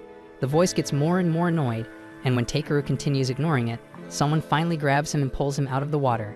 Takeru is stunned to find himself face to face with a white Pegasus, who scolds him gently, telling him not to die on her. Confused but grateful, Takeru introduces himself, and the Pegasus tells him her name is Hofalpner. The name rings a bell, but Takeru can't place where he heard it before. He casually asks if this is her home and even apologizes for crashing into it. Hofalpner tells him it's actually a good thing he fell in, because ever since he hit the water, the lake's poison has started purifying. The nearby plants come back to life, and Takeru can hardly believe what he's seeing, but Hofalpner tells him it's all thanks to him. She explains that a long time ago, the lake's magical energy became stagnant, which weakened her severely, and with her final ounce of strength, she created the Ivor flowers to cleanse the lake, and doing so turned her body to a statue. The Ivor flowers then continued to purify the lake long after Hofalpner turned to stone, but it all changed when Engach deliberately poisoned the waters. That is, until Takeru fell in and unknowingly absorbed the poison, freeing Hofalpner from her petrified state. With grace, Hofalpner flies Takeru back to his friends, and he tells them the truth, that a divine Pegasus saved his life, but to his surprise, no one else can see or hear her. Hofalkner gently thanks him for what he's done, then vanishes without a trace. After that, Takeru and the others return to the village, where Gonza is finally reunited with his people. Later, Takeru draws a magic circle using enchanted stones and asks Clay to step inside it with him. Clay's a bit suspicious, but decides to trust him. Takeru activates the circle, and they instantly teleport to Belmonet's mansion. Once there, Takeru wastes no time brewing an antidote for the Ivor poisoning, and the moment Muleteria takes a single sip, the cure takes effect, freeing her from the poison's grip. Overwhelmed, everyone around them bursts into tears of joy, but Takeru's job isn't finished just yet. He heads back to the village, which is now slowly being rebuilt from scratch. Takeru informs the chief that Engage has been handed over to the local lord, along with a mountain of solid evidence, so there's no chance he's walking free again. The chief tears up, touched beyond words, and asks Takeru how they could possibly repay him. Takeru grins as he's got something in mind, and he pulls out a hot steamed potato, slathers it in butter and soy sauce, and tells the chief to give it a try. The moment he takes a bite, his eyes light up because it's ridiculously good. And that's when Takeru makes his pitch. He wants to buy all of their soy sauce fruit, and with the money, they can expand the crop fields. The chief agrees but points out that there's no way Takeru can use that much fruit. But Takeru tells him not to worry because he plans to turn soy sauce into the next big thing in the cities, and soon it'll be the pride of their village. After treating everyone to more soy butter potatoes, Takeru hits the road. He catches up with Clay, and as they're chatting about how everything turned out, Hofalkner suddenly drops out of the sky in front of them. Takeru's stunned to see her again, but what really knocks him speechless is when she transforms into a beautiful girl and announces that she's officially joining his party. Takeru and Clay are both floored, and Clay can't help but ask why a divine being would want to tag along with a reckless human. Hofalkner answers that she's been stuck in one place for far too long, and now she wants to see the world. She thinks tagging along with Takeru will be fun, and in return, she'll even let him ride her, but only when she's in horse form. And while Hofalkner seems thrilled to start this new adventure, Takeru has a sinking feeling that things are only going to get a whole lot more chaotic. A couple of days later, Takeru stops by Grusis' forge to ask if he can make him another set of harvesting scissors. The blacksmith lights up with pride, telling him that his latest sword actually won a competition, all thanks to the high-quality Ildrite Takeru had delivered. And with that same enthusiasm, he says he's more than ready to craft the finest pair of gathering scissors he's ever made. Once their conversation wraps up, Takeru steps outside and spots Hofalkner waiting for him. He's happy to see her, glad to have someone around on his travels, but before he can say anything, she casually asks if he wants her to whip Grusis a little to speed things up. Takeru turns her down, saying he's perfectly fine with the pace Grusis works at. Dropping the idea, she instead asks for something to eat. Just then B steps up, also eyeing the food, and immediately starts bickering with Hofalkner. Right in the middle of their argument, Grit calls out to Takeru from behind because he wants to talk. He invites Takeru over to the guild and explains that the annual gathering competition for adventurers is about to begin. Ariana encourages Takeru to enter, but he turns them down, saying he's just a casual gatherer. Grit, however, reveals that Belmonet personally requested his participation since he's the one sponsoring the entire event. And not wanting to turn down a friend's request, Takeru reluctantly agrees. A few days later, in front of the Adventurers Guild, the Guildmaster announces that Belmonet is sponsoring this event as a gift for his wife's recovery. He then informs the contestants that their objective is to collect 7 different colored wools from rainbow sheep, something that catches Takeru completely off guard. Despite being a gatherer, he's never heard of this material before. The Guildmaster explains it's quite rare, and they may need to do some research to track it down. He also makes it clear that asking for help from others is against the rules and would defeat the purpose of the competition. As the rules are laid out, Hofalkner quickly realizes that she's not allowed to assist Takeru during the event. The Guildmaster confirms that any help from party members is strictly forbidden, and after making sure everyone's clear on the guidelines, he wraps up the announcement. Clay turns to Takeru and tells him he's on his own, which shocks B. Thankfully, Takeru is confident he can get by with his magic. Clay then asks if he plans on using teleportation to search for the wool, but Takeru turns it down because he knows using such a flashy spell would just stir up drama and turn the whole event into a mess. Soon enough, the Guildmaster kicks off the event, but B flat out refuses to leave Takeru's side. Before he can argue, Hofalkner yanks him off and uses a burst of mana to knock him out cold. Takeru is caught off guard, but she calmly tells him to just focus on the competition and let her babysit the dragon. With no time to waste, Takeru bolts straight to the library and flips through a thick book, scanning for anything on rainbow sheep. After digging up a clue about them living on Tokarwana Mountain, he races off in that direction. Once he reaches the base, he realizes he's got his work cut out for him, because the rainbow sheep only live near the summit, and as he hikes up, He starts worrying about B because this is the first time he's tackled a quest without him. The thought of B stress eating non-stop and turning into a chubby dragon pops into his head, and he can't help but laugh. At the same time, B sulks while chewing on a sandwich, and Hofalpner asks what's eating him.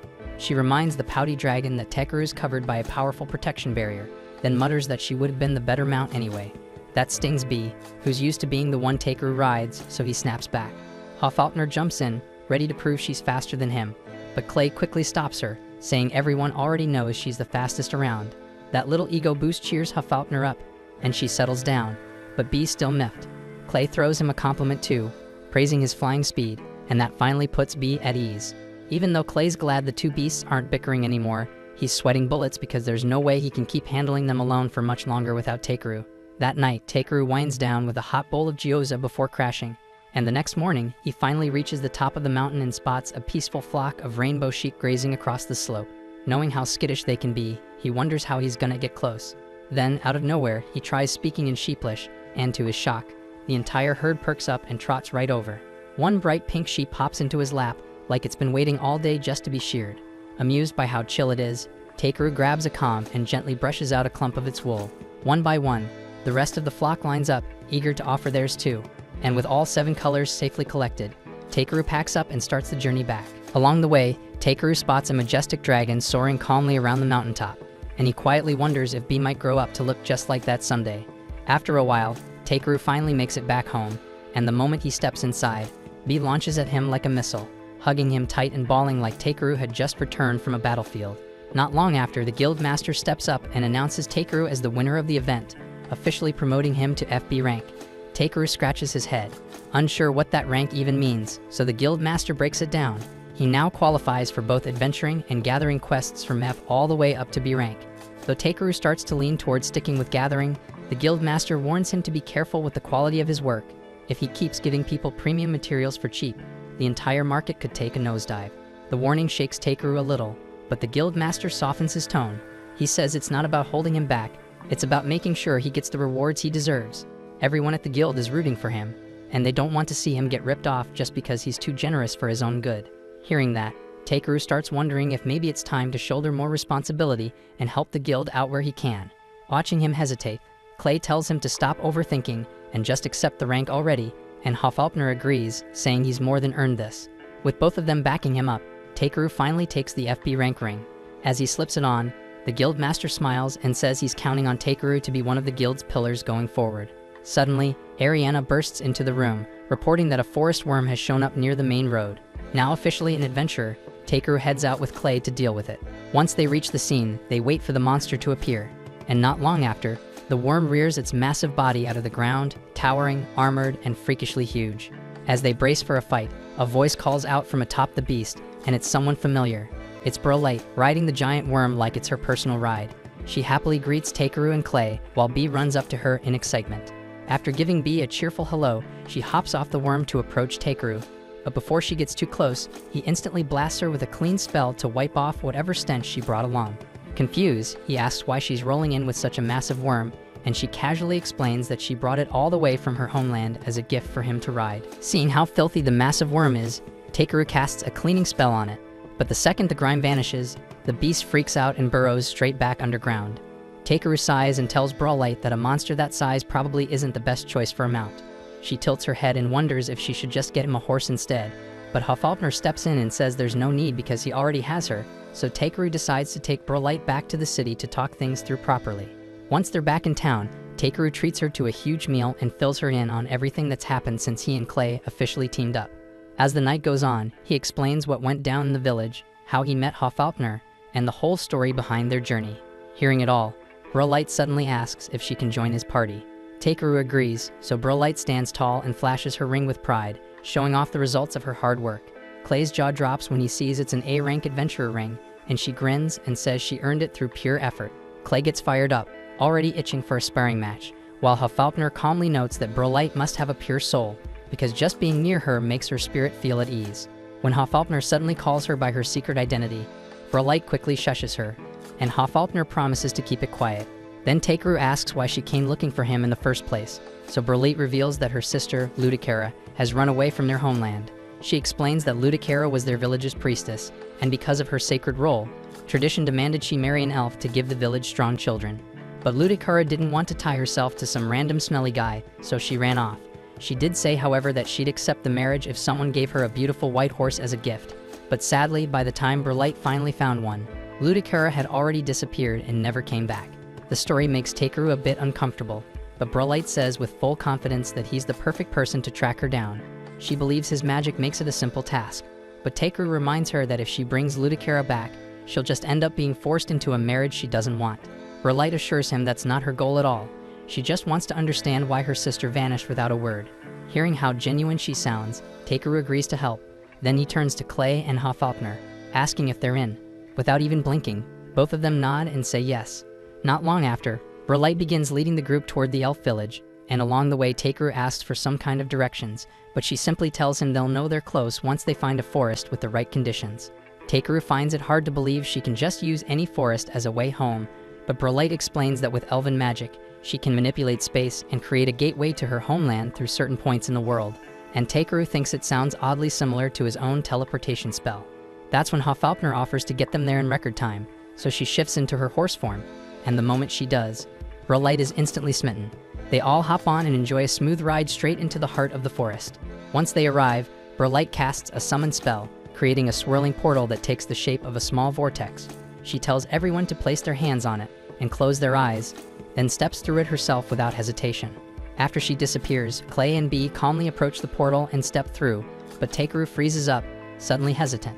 As he stands there, Hofalpner turns to him and says softly that he should keep a close eye on Burlight because despite her cheerful attitude, she's hiding some deep wounds of her own.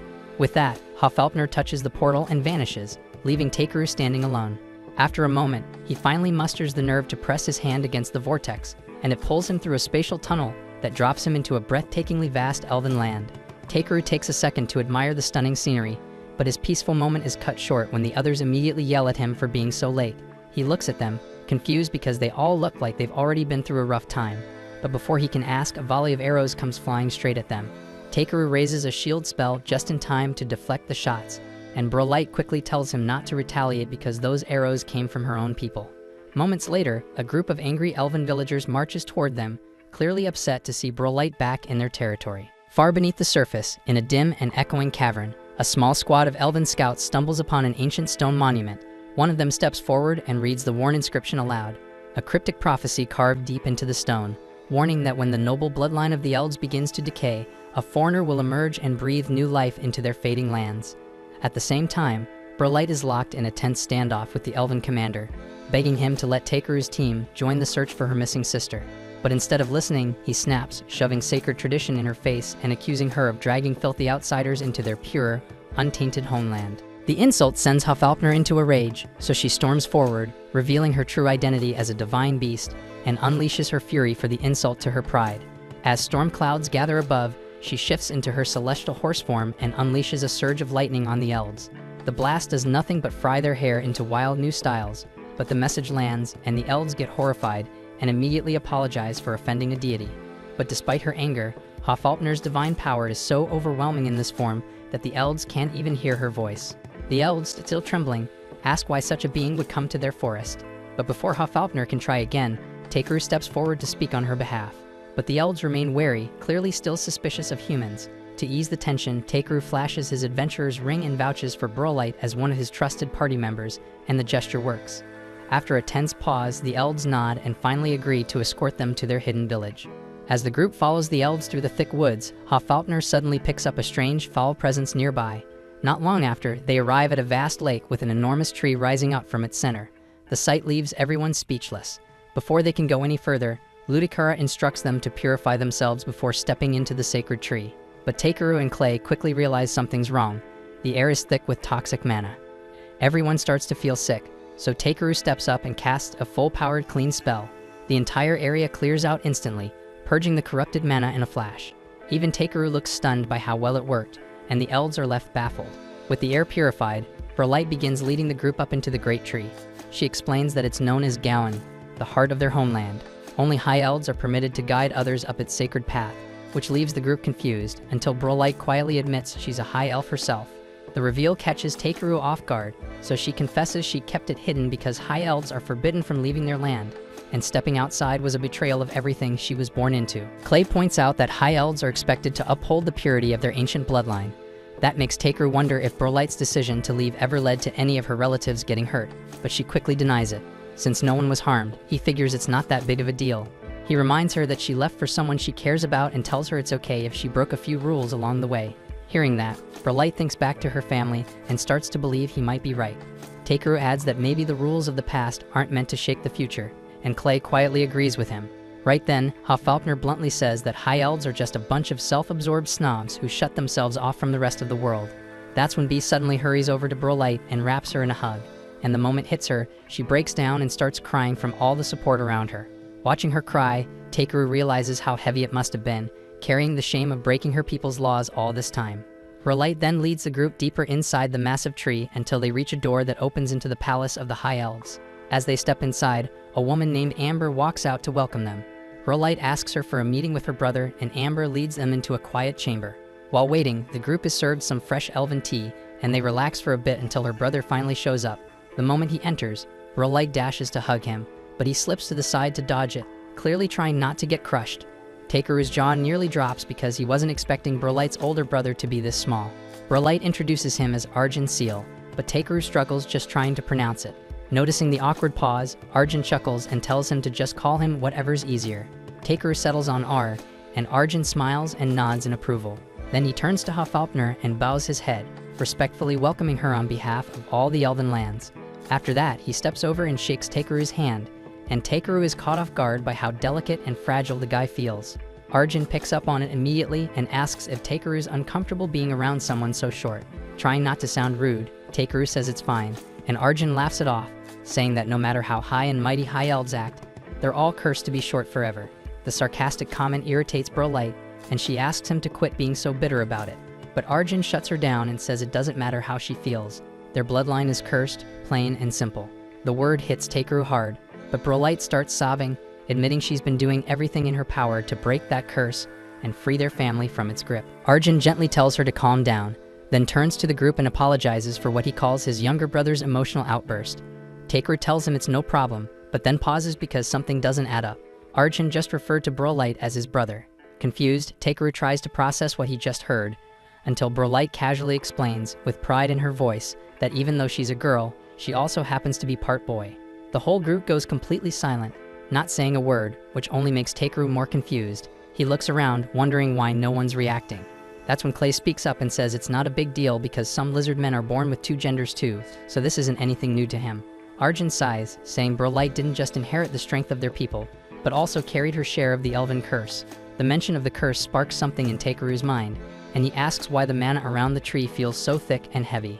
Arjun is surprised he noticed, then explains that the mana has been growing more dense for the past 6 months.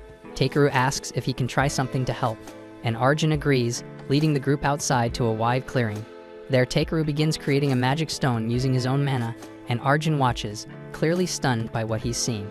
Behind him, the elf guards start panicking and yell at Arjun to back away, but he refuses to move, staying right beside Takeru. Moments later, Takeru completes the stone and hands it over, asking Arjun to place his hand on it and say the word start. Arjun nods and tries, but the guards charge in, trying to pull him back. Still, he pushes through and manages to activate it.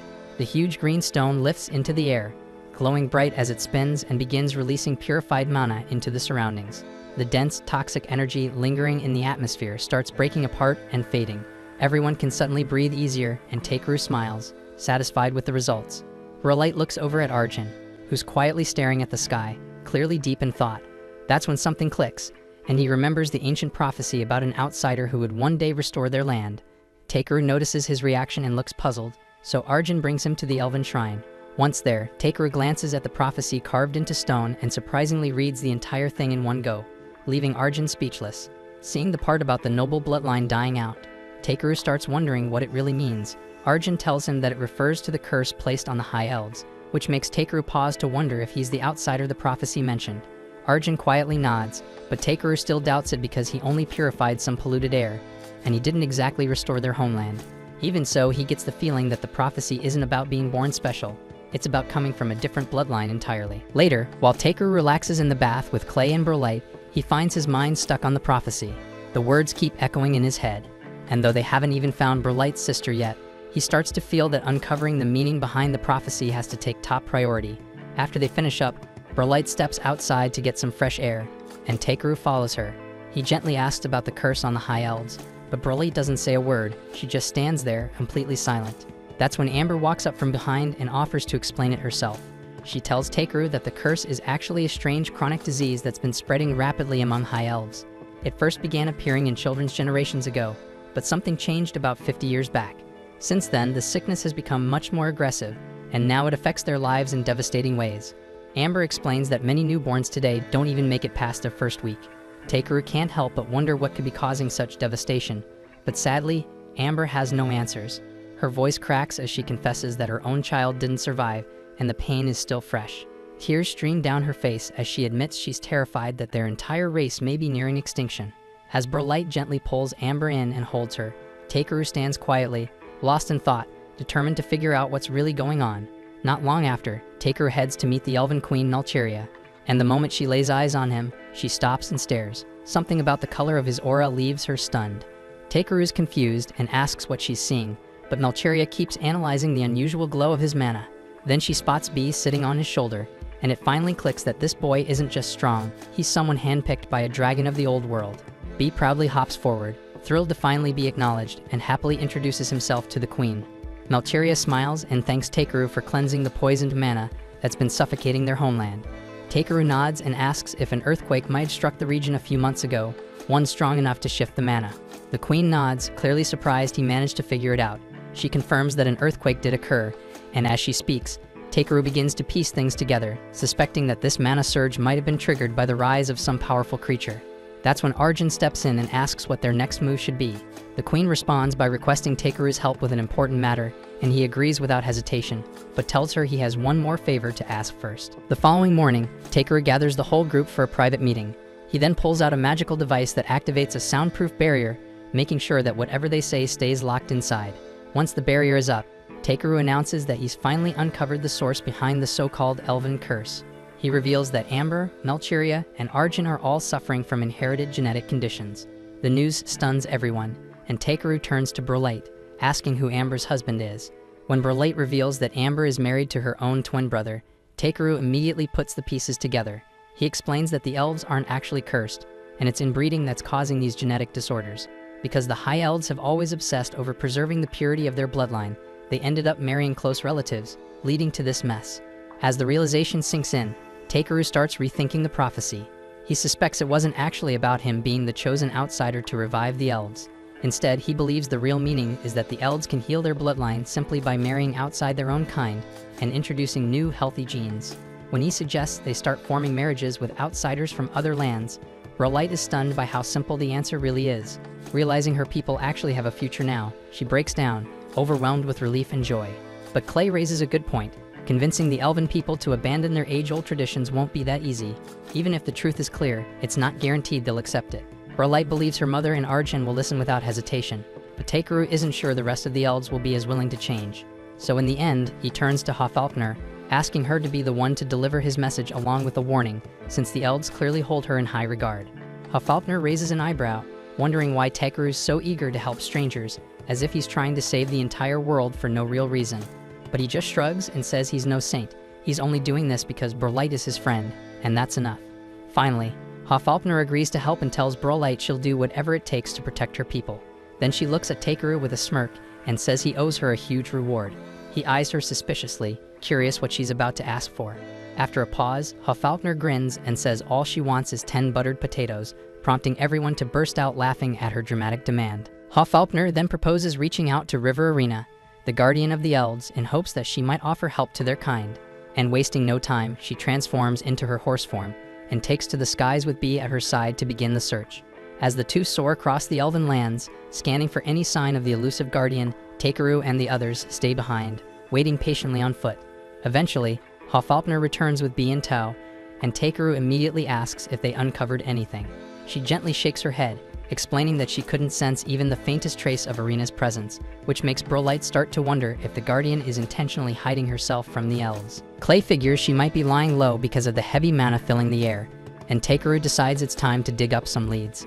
He asks Berlight if there's an adventure guild nearby, and she mentions that the elves run one called the Deimos Guild. The name catches Clay off guard, which makes Takeru curious if they're well known. Clay confirms it, explaining that Deimos isn't just respected, it's the top guild across the entire continent. That convinces Takeru to check it out in hopes of gathering intel. Soon enough, the group arrives at the Deimos Guild's headquarters. There, Clay shares that they hold the world's highest average adventurer rank. However, the guild stays isolated from the outside world, earning them the nickname Phantom. That bit catches Takeru's attention, making him wonder if they're hoarding info about newly discovered rare materials, things only someone like him could track down. They step inside together, where they're greeted by the guild's stunning master Sara. As she strolls over, Sara throws compliments at both Takeru and Clay, clearly impressed by their reputation.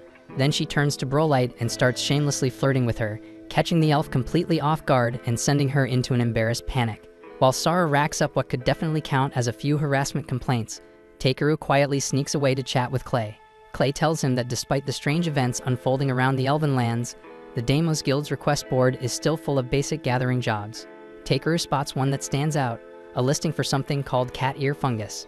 Sara explains that it's a rare delicacy that tastes amazing when eaten raw and usually grows in a spot known as Kyoto Hollow. But recently, the hollow's been affected by a surge of dense mana, and the guilds had trouble collecting more. Clay questions if it's worth checking out, and Brolite offers to guide them there since she knows the area well. Takeru agrees, setting their departure for the following morning. Later that night before they head out, Takeru quietly packs up a set of odd potions into a glass vial. He explains that since the situation inside the hollow could turn unpredictable, the potions will act as an extra layer of protection just in case. The following morning, Sara asks Takeru to bring back as much of the cat ear fungus as he can since their guild is buried in requests, and Takeru calmly promises he'll handle it. Still, Sara seems uneasy about sending them out without a fast way to travel, especially with Kyoto Hollow being days away, but Takeru reassures her that they'll manage just fine, and that unexpected confidence catches her off guard. Afterward, the crew sets off riding on Hofaltner's back, and as they soar high across the sky, Brolite mentions that Kyoto Hollow is located close to a large lake, so Hofaltner stays alert, scanning the landscape. After a while, they finally spot the lake, and Hofaltner warns them that the mana in the air is starting to thicken. Takeru raises a brow, surprised the atmosphere is already this heavy, and they haven't even stepped inside the hollow yet. Wanting to stay ahead of it, he pulls out his potions and hands them to Clay and Brolite, just about to explain, when Hofaltner suddenly points to a distant spot and asks if that's the entrance. Brolite checks and confirms it, but as they get closer, something feels off. Once they touch down, the group is met with a disturbing sight, several high-tier monsters lying dead right at the cave's entrance. Alarmed, Brolite bolts inside to investigate. Hofaltner immediately warns Takeru to stay sharp, but before he can react, Brolite gasps mid-run and collapses. Clay rushes after her, only to drop seconds later, choking just like she did. That's when Takeru realizes the mana in the area is laced with poison. He raises his staff and fires off a cleansing spell over the entire area. And as the wave of magic spreads, it clears out the tainted mana and even disintegrates the dead monsters nearby. The air finally clears and Brolite and Clay slowly come to. But Hofaltner quickly warns that the mana will thicken again soon. Wasting no time, Takeru tells Clay and Hofaltner to activate the potions he'd given them earlier, and once they do, both of them start glowing, shocked by the sudden effect. Takeru then explains that those vials aren't just potions, they're actually enchanted tools he made, designed to shield the user from harmful mana in the air. That's when Clay spots something else, dark mana oozing out of the cave in thick waves. Takeru thinks his own mana resistance can handle it, but he starts getting concerned that even Hofaltner and B might not hold up in the deeper levels. To be safe, he offers to craft a special potion just for Hofaltner, but before he can even start, she transforms right on the spot, shrinking down into a tiny fairy version of herself and casually landing on Clay's shoulder, saying she'll just piggyback on the tool's protection instead. After that, the group steps into the cave, and Brolite quickly warns everyone to stay close if they don't want to get separated. As they move deeper inside, she starts to notice something's off. The layout doesn't feel like how she remembered it. A little further in, they come across a bizarre-looking creature that seems completely unfazed by the poisonous atmosphere. Curious, Brolite cautiously approaches it since she's never seen anything like it before, but the monster suddenly spews a blob of toxic slime straight at her. She backs off right away, and Clay warns her to stay sharp because anything still alive in this cave has definitely adapted to the poisoned air. Just then, a massive swarm of spiders floods the area, surrounding the group from every side. One of them hisses aggressively, and Takeru eyes it, trying to figure out their next move. Without warning, the spider lunges at him, and Takeru reacts on instinct, clocking it straight into the swarm. Then another spider tries its luck with Clay, but he slices it down in a single blow. B follows up with a fiery blast that roasts a whole bunch of them at once. Even with their combined efforts, the spiders just keep coming. Takeru quickly realizes he'll need to wipe them all out in one shot, so he turns to Brolight and asks if there's any open space nearby.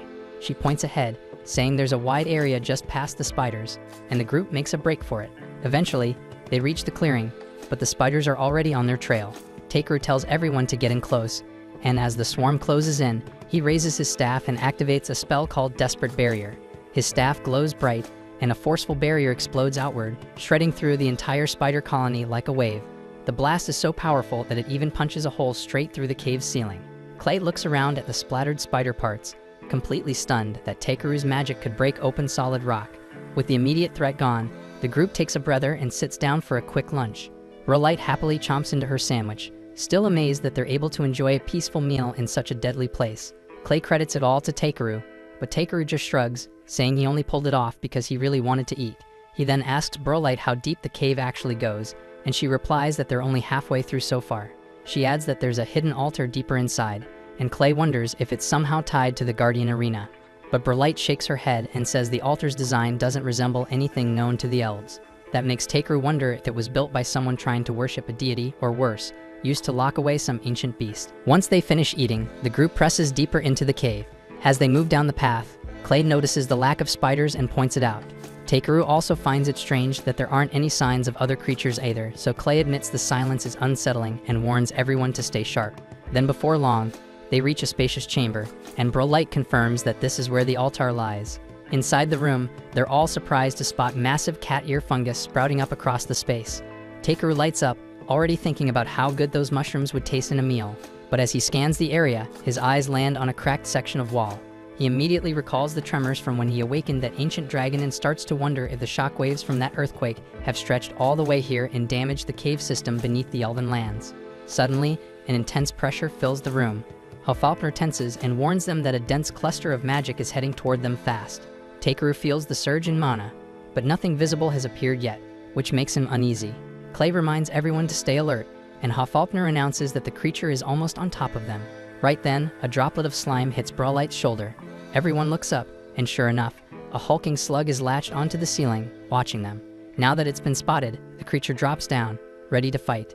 Brolight quickly asks Takeru if he can identify it, so Takeru uses his appraisal skill, scanning the beast. The results come in, and this is a Kyoto Dark Slug, an S-Rank monster native to the hollow, shaped and strengthened by the cave's toxic surroundings. The info stuns him, and Clay's eyes go wide. He says those things are legendary for leveling entire kingdoms.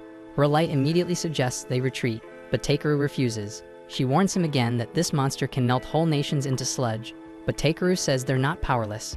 He explains that the slug's natural weakness is fire, which just so happens to be B's specialty.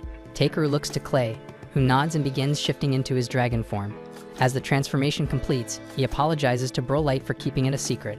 Now standing beside a massive black dragon, a smaller purple one, and the tiny Hofalpner fluttering excitedly around them, Takeru feels fully fired up, thinking there's no way they're losing to some oversized stinky slug.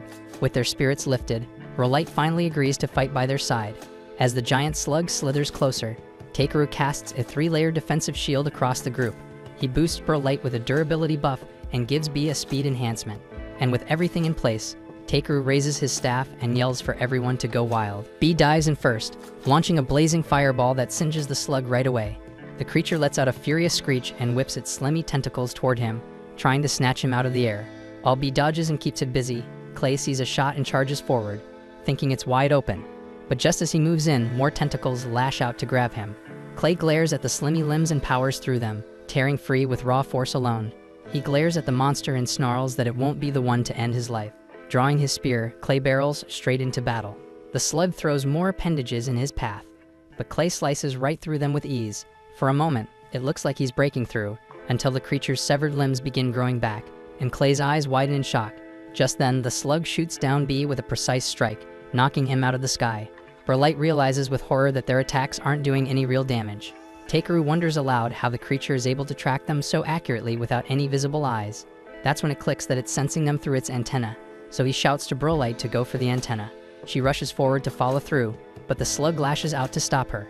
Takeru reacts instantly, casting a burning spell that sears the tentacles before they can grab her. Then with the path cleared, Brolight leaps in close and hacks off the antenna with her daggers. The slug recoils, suddenly disoriented without its sense of direction, so Hofaltner tells them now's their chance and urges everyone to finish it. B lets loose with another huge burst of flames, and Brolight starts to celebrate, but Clay stops her. He points out that the flames didn't even singe the monster, and somehow it's still completely fine. Then the slug explodes with rage, launching even more tentacles at them. Takeru, watching the flames fizzle out, realizes the creature's slimy skin is protecting it.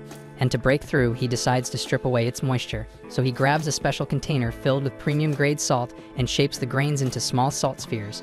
He fires the projectiles at the slug, and right away, they start eating through its skin, melting pieces off with every hit. Sensing danger for the first time, the slug panics and tries to slither away, but Clay takes that moment to charge in and drives his spear straight through the exposed wound. This time, the hit lands deep, and the beast finally falls. With the battle over, the group begins their exit, and as they walk, they notice hundreds of slug eggs stuck along the cave's walls. Knowing how deadly the dark slugs are, Takeru tells everyone to wipe them out. Clay hesitates, asking if they even have enough time before they hatch. Takeru inspects them and finds a weakness. The embryos can't survive direct sunlight, so he wonders if ultraviolet rays would do the trick. He then warns the group to shut their eyes, then creates a giant sphere of artificial UV light. As it glows over the walls, the eggs instantly shrivel and die, eliminating the threat. Just then, a strange breeze flows out from the depths of the cave. Hofaltner alerts them that the toxic mana has vanished, and something else is calling to them now, and says it's the Spirit King. Feeling the shift in the air, Takeru quietly wonders if River Arena has finally awakened. Later on, Hofaltner guides the entire group out of the cave and shoots up toward a distant cliff. She then spots something below and dives down, landing squarely in the center of Nebra Valley. The view is absolutely stunning, and the group pauses for a moment, caught off guard by how beautiful it is. Hofaltner then mentions that River Arena isn't far from here, but just as they're about to move out, the group spots a few elves hiding behind a nearby stone wall. One of them tries to stop a woman from stepping forward, but she shoves him aside and walks straight toward Takeru's crew. As she moves closer, Burlight's eyes widen in shock as she immediately recognizes the woman as her big sister Ludicera. Clay is completely stunned that they were just trying to locate Arena, and now they've stumbled across Burlight's long-lost sister. Hofaltner quickly pieces it together too that the elves hiding here must be fugitives, laying low away from the reach of the Empire. As the sisters lock eyes, what looks like an emotional reunion turns chaotic real fast as both of them end up landing freaking punches right in each other's faces instead of kisses. Ludicera starts yelling, accusing Burlight of even thinking about crawling back to that backwards village. Burlight snaps right back, shouting at her for vanishing without even having a single damn conversation first. Ludicera throws her off and screams that she was just too overwhelmed to handle everything the right way. That hits Burlight hard, and all her rage fizzles out, replaced by concern. But Ludicera flares up even more, annoyed that her sister is showing her sympathy.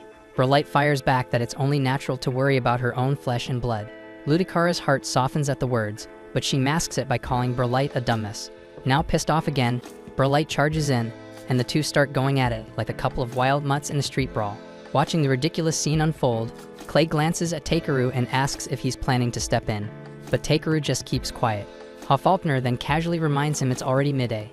That's when he finally speaks up and tells Burlight to knock it off, and she perks up at the mention of food, but keeps fighting anyway. Then he mentions he's making deep-fried chicken, just for her. That gets her attention, so she instantly bails on the brawl and runs off to clean up. Ludicera, now breathing easier after the scrap, also starts to relax. Takeru approaches her and she gets up, looking surprisingly refreshed after the full-on throwdown. She glances at the team and admits she didn't expect her loudmouth sister to actually make friends with a bunch of humans. While she's talking, Takeru notices her clothes are ripped from the fight, so he quietly uses a bit of magic to mend them. Ludicera pauses, surprised by the sudden change, and asks what he just did.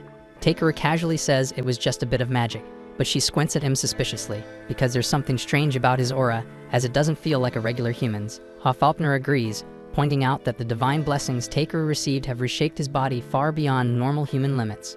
Clay nods along too, which makes Takeru feel awkward about being called out like that. Ludicera then turns to Burlight, joking that traveling with her must have been a nightmare. But even with her impulsive attitude, Takeru believes Burlight's been a huge help to the team. Ludicera doesn't seem fully convinced, still worried that Burlight's high elf status and her cursed bloodline might have caused them problems.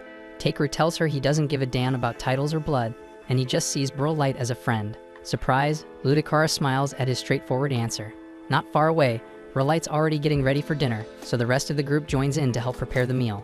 At night, everyone's gathered with the elves, sharing food under the stars. Ludicera and Burlight sit side by side, eating in silence while throwing occasional side eyes at each other. Their expressions are still sore, but Takeru finds it funny watching them act all grumpy and proud. He eventually slips away from the noisy tent to find some peace and sits quietly, watching Bee drift off into sleep. A few minutes later, Ludicara walks over and apologizes for the loud party. Takeru says it doesn't bother him, so she sits down beside him to chat. She thanks him for being friends with her sister, knowing full well how strange and chaotic Brolight can be. Then she gently shows him her baby Tilwizin. Takeru awkwardly fumbles with the name, so Ludicara laughs and tells him to just call her Tilwu instead. She then explains she's not planning to return to her homeland, as everything she's doing now is for the sake of her child. She goes quiet for a second, then confesses that years ago, she used to have a crush on Brolight. Back when she was locked away in the priestess quarters, Brolight would visit and talk with her every single day. Her stories about the outside world were the only thing Ludicara looked forward to. Over time, she completely fell for her and even dreamed about marrying her one day. But then reality hit hard, and she found out Brolight was cursed with both genders, making her wish completely impossible. Takeru doesn't say anything at first, so Ludicara gives him a puzzled look, asking why he's not saying anything. He tells her the truth that her story was just so heartbreaking, he kind of forgot how to react.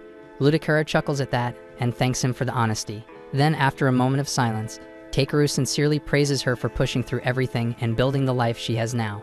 That simple compliment brings her to tears, because no one's ever actually said it to her before. Just then, Ludicara's husband calls out to her, and she excuses herself, walking over to stand by his side. Watching them from a distance, Takeru finds himself quietly impressed. After everything those two sisters have been through, it's amazing they're still able to smile like that. The following morning, Takeru's team makes their way deeper into the forest, continuing their search for River Arena.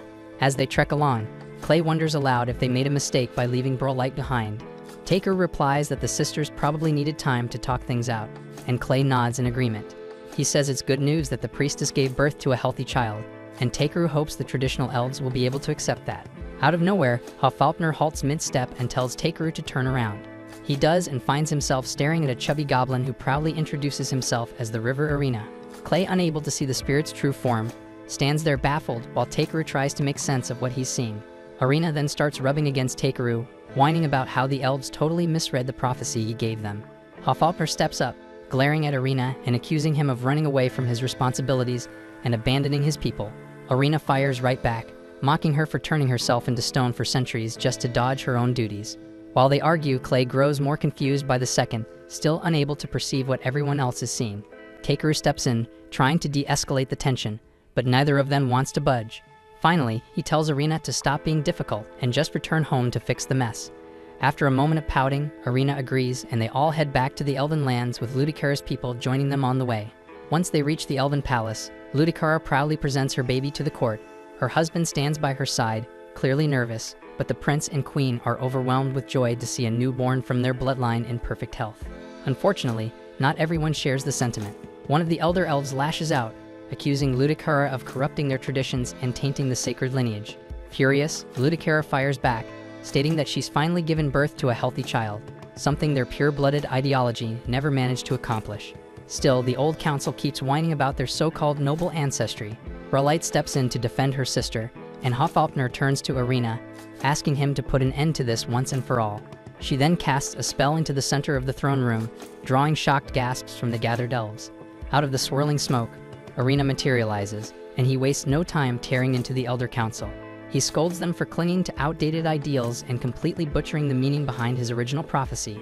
Hearing these harsh truths from their own guardian spirit, the old elves drop to their knees in pure panic. Arena follows up by reminding the elves that while he may have once told them to honor and preserve their bloodline, he never meant for them to start inbreeding or isolating themselves from the outside world. He scolds the elders, telling them to stop obsessing over ancestry and start appreciating the healthy children they have now. As the tension finally eases and the elves settle down, Takeru signals for his group to leave the palace. Clay hopes this is the turning point for the elves to finally fix things, but Hofalpner nudges Takeru, reminding him that he still owes her a plate of buttered potatoes. Not long after, the elves gather to start talking about how they'll reshape their old ways. Takeru decides to give them space and heads off to return home to Belkame. Clay looks stunned, wondering if Takeru really plans to leave Brolight behind. But Takeru explains that Brolight finally found her sister and even helped break the curse tied to their bloodline. With so much change happening in her homeland, she's needed here. Clay understands, but it's still hard for him to part ways with someone who's been part of their journey for so long. Takeru tells him that Brolight has earned the right to choose her people, and they all agree to prepare for departure. The following day, the elves gather outside to see them off. The royal family thanks Takeru and his group for everything. Clay, still unsure, leans over and asks if Takeru's really okay with leaving Brolight. Takeru says the choice isn't his, it's up to her. He turns to Brolight and lets her know they're heading out. Brolight quietly asks him to stay just a little longer, but Takeru gently tells her that it's better to give her space right now. Even so, the goodbye stings, and Brolight tries to hold back her sadness. Clay assures her they'll never forget her, no matter how far they travel. Awakens steps forward too, telling Brolight to call on her anytime she needs backup. That's when Brolight finally breaks down in tears, realizing this really is goodbye for now. Takeru reaches out, almost placing a hand on her shoulder to comfort her, but he pulls back at the last second, knowing that doing so would only make it harder to walk away. And with that, he turns and leaves with the rest of the party. A few days later, Takeru is back in Belkame and picks up the special scissors he ordered from the dwarves. Then he goes on to complete a few more collection quests from the Adventurers Guild. 1 month later, in the Elven Palace, Ludicara turns to Brolight and asks if she's truly certain about her choice. Brolight nods, saying she wants to do everything she can for the future of her people. Seeing her resolve, Ludicara can't help but feel a pang of sadness, because she knows her sister will be leaving soon. The very next day, Brolight mounts her massive pet centipede and charges off toward an unknown destination. Elsewhere near Belkame, Bee finishes off a tough opponent in battle. The monster had been incredibly strong, but despite the win, Hofalpner remarks that Bee struggled a lot more than he should have. That comment rubs Bee the wrong way, and he pouts in frustration. Clay steps in, saying they shouldn't be so harsh on him. Takeru then shifts the mood by announcing that they're finally ready to head home since he gathered plenty of useful materials on the trip. Curious, Clay wonders what kind of quest they'll be tackling next, so Takeru replies that he's been wanting to visit the ocean. Hofalpner tilts her head, asking if lakes aren't enough to satisfy him. Takeru grins and tells her that an ocean is a whole different beast. That sparks Clay's interest, and he brings up the famous port of Danush as a possible destination. Takeru agrees it sounds like a great idea, but first they should wrap up the remaining quests on their list. Just then, Clay points behind them, so Takeru turns around and spots a massive dust cloud barreling their way. As the figure gets closer, he catches a sharp, all too familiar stench in the air, just before Brolight charges into view on her enormous centipede. Caught off guard, Takeru asks why she left the elven homeland. Brolight explains that her family encouraged her to go, knowing how much she loves to explore, so they wanted her to see the world. While Takeru takes that in somewhere far away, the space manager watches through a crystal ball. He's impressed by how much Takeru has grown and seems thrilled that his influence even managed to shift the thinking of the rigid elven society. Back on the ground, Takeru still seems a little awkward, so Hofalpner gives him a nudge, reminding him that Brolight is officially part of their team. Clay laughs and tells her they're heading to the sea soon. That brings a big smile to Brolight's face because she's always wanted to see the ocean with her own eyes. Looking at his companions, Takeru reflects on everything they've been through so far. The wild adventures, the victories, the changes they sparked. It's all starting to feel like a life worth living. He knows there's crazier stuff ahead, but with these people by his side, he feels ready for anything. With a grin, Takeru declares that they're off to the ocean, and everyone eagerly agrees. But before they go, he shoots Brolight a playful glare and tells her to get that stinky centipede out of sight. She laughs and nods, and just like that, they head off toward their next big adventure yet. But this is where the Season 1 has ended. Thanks for watching, and I'll see you soon in the next anime. And remember to like and subscribe to the channel to make me continue.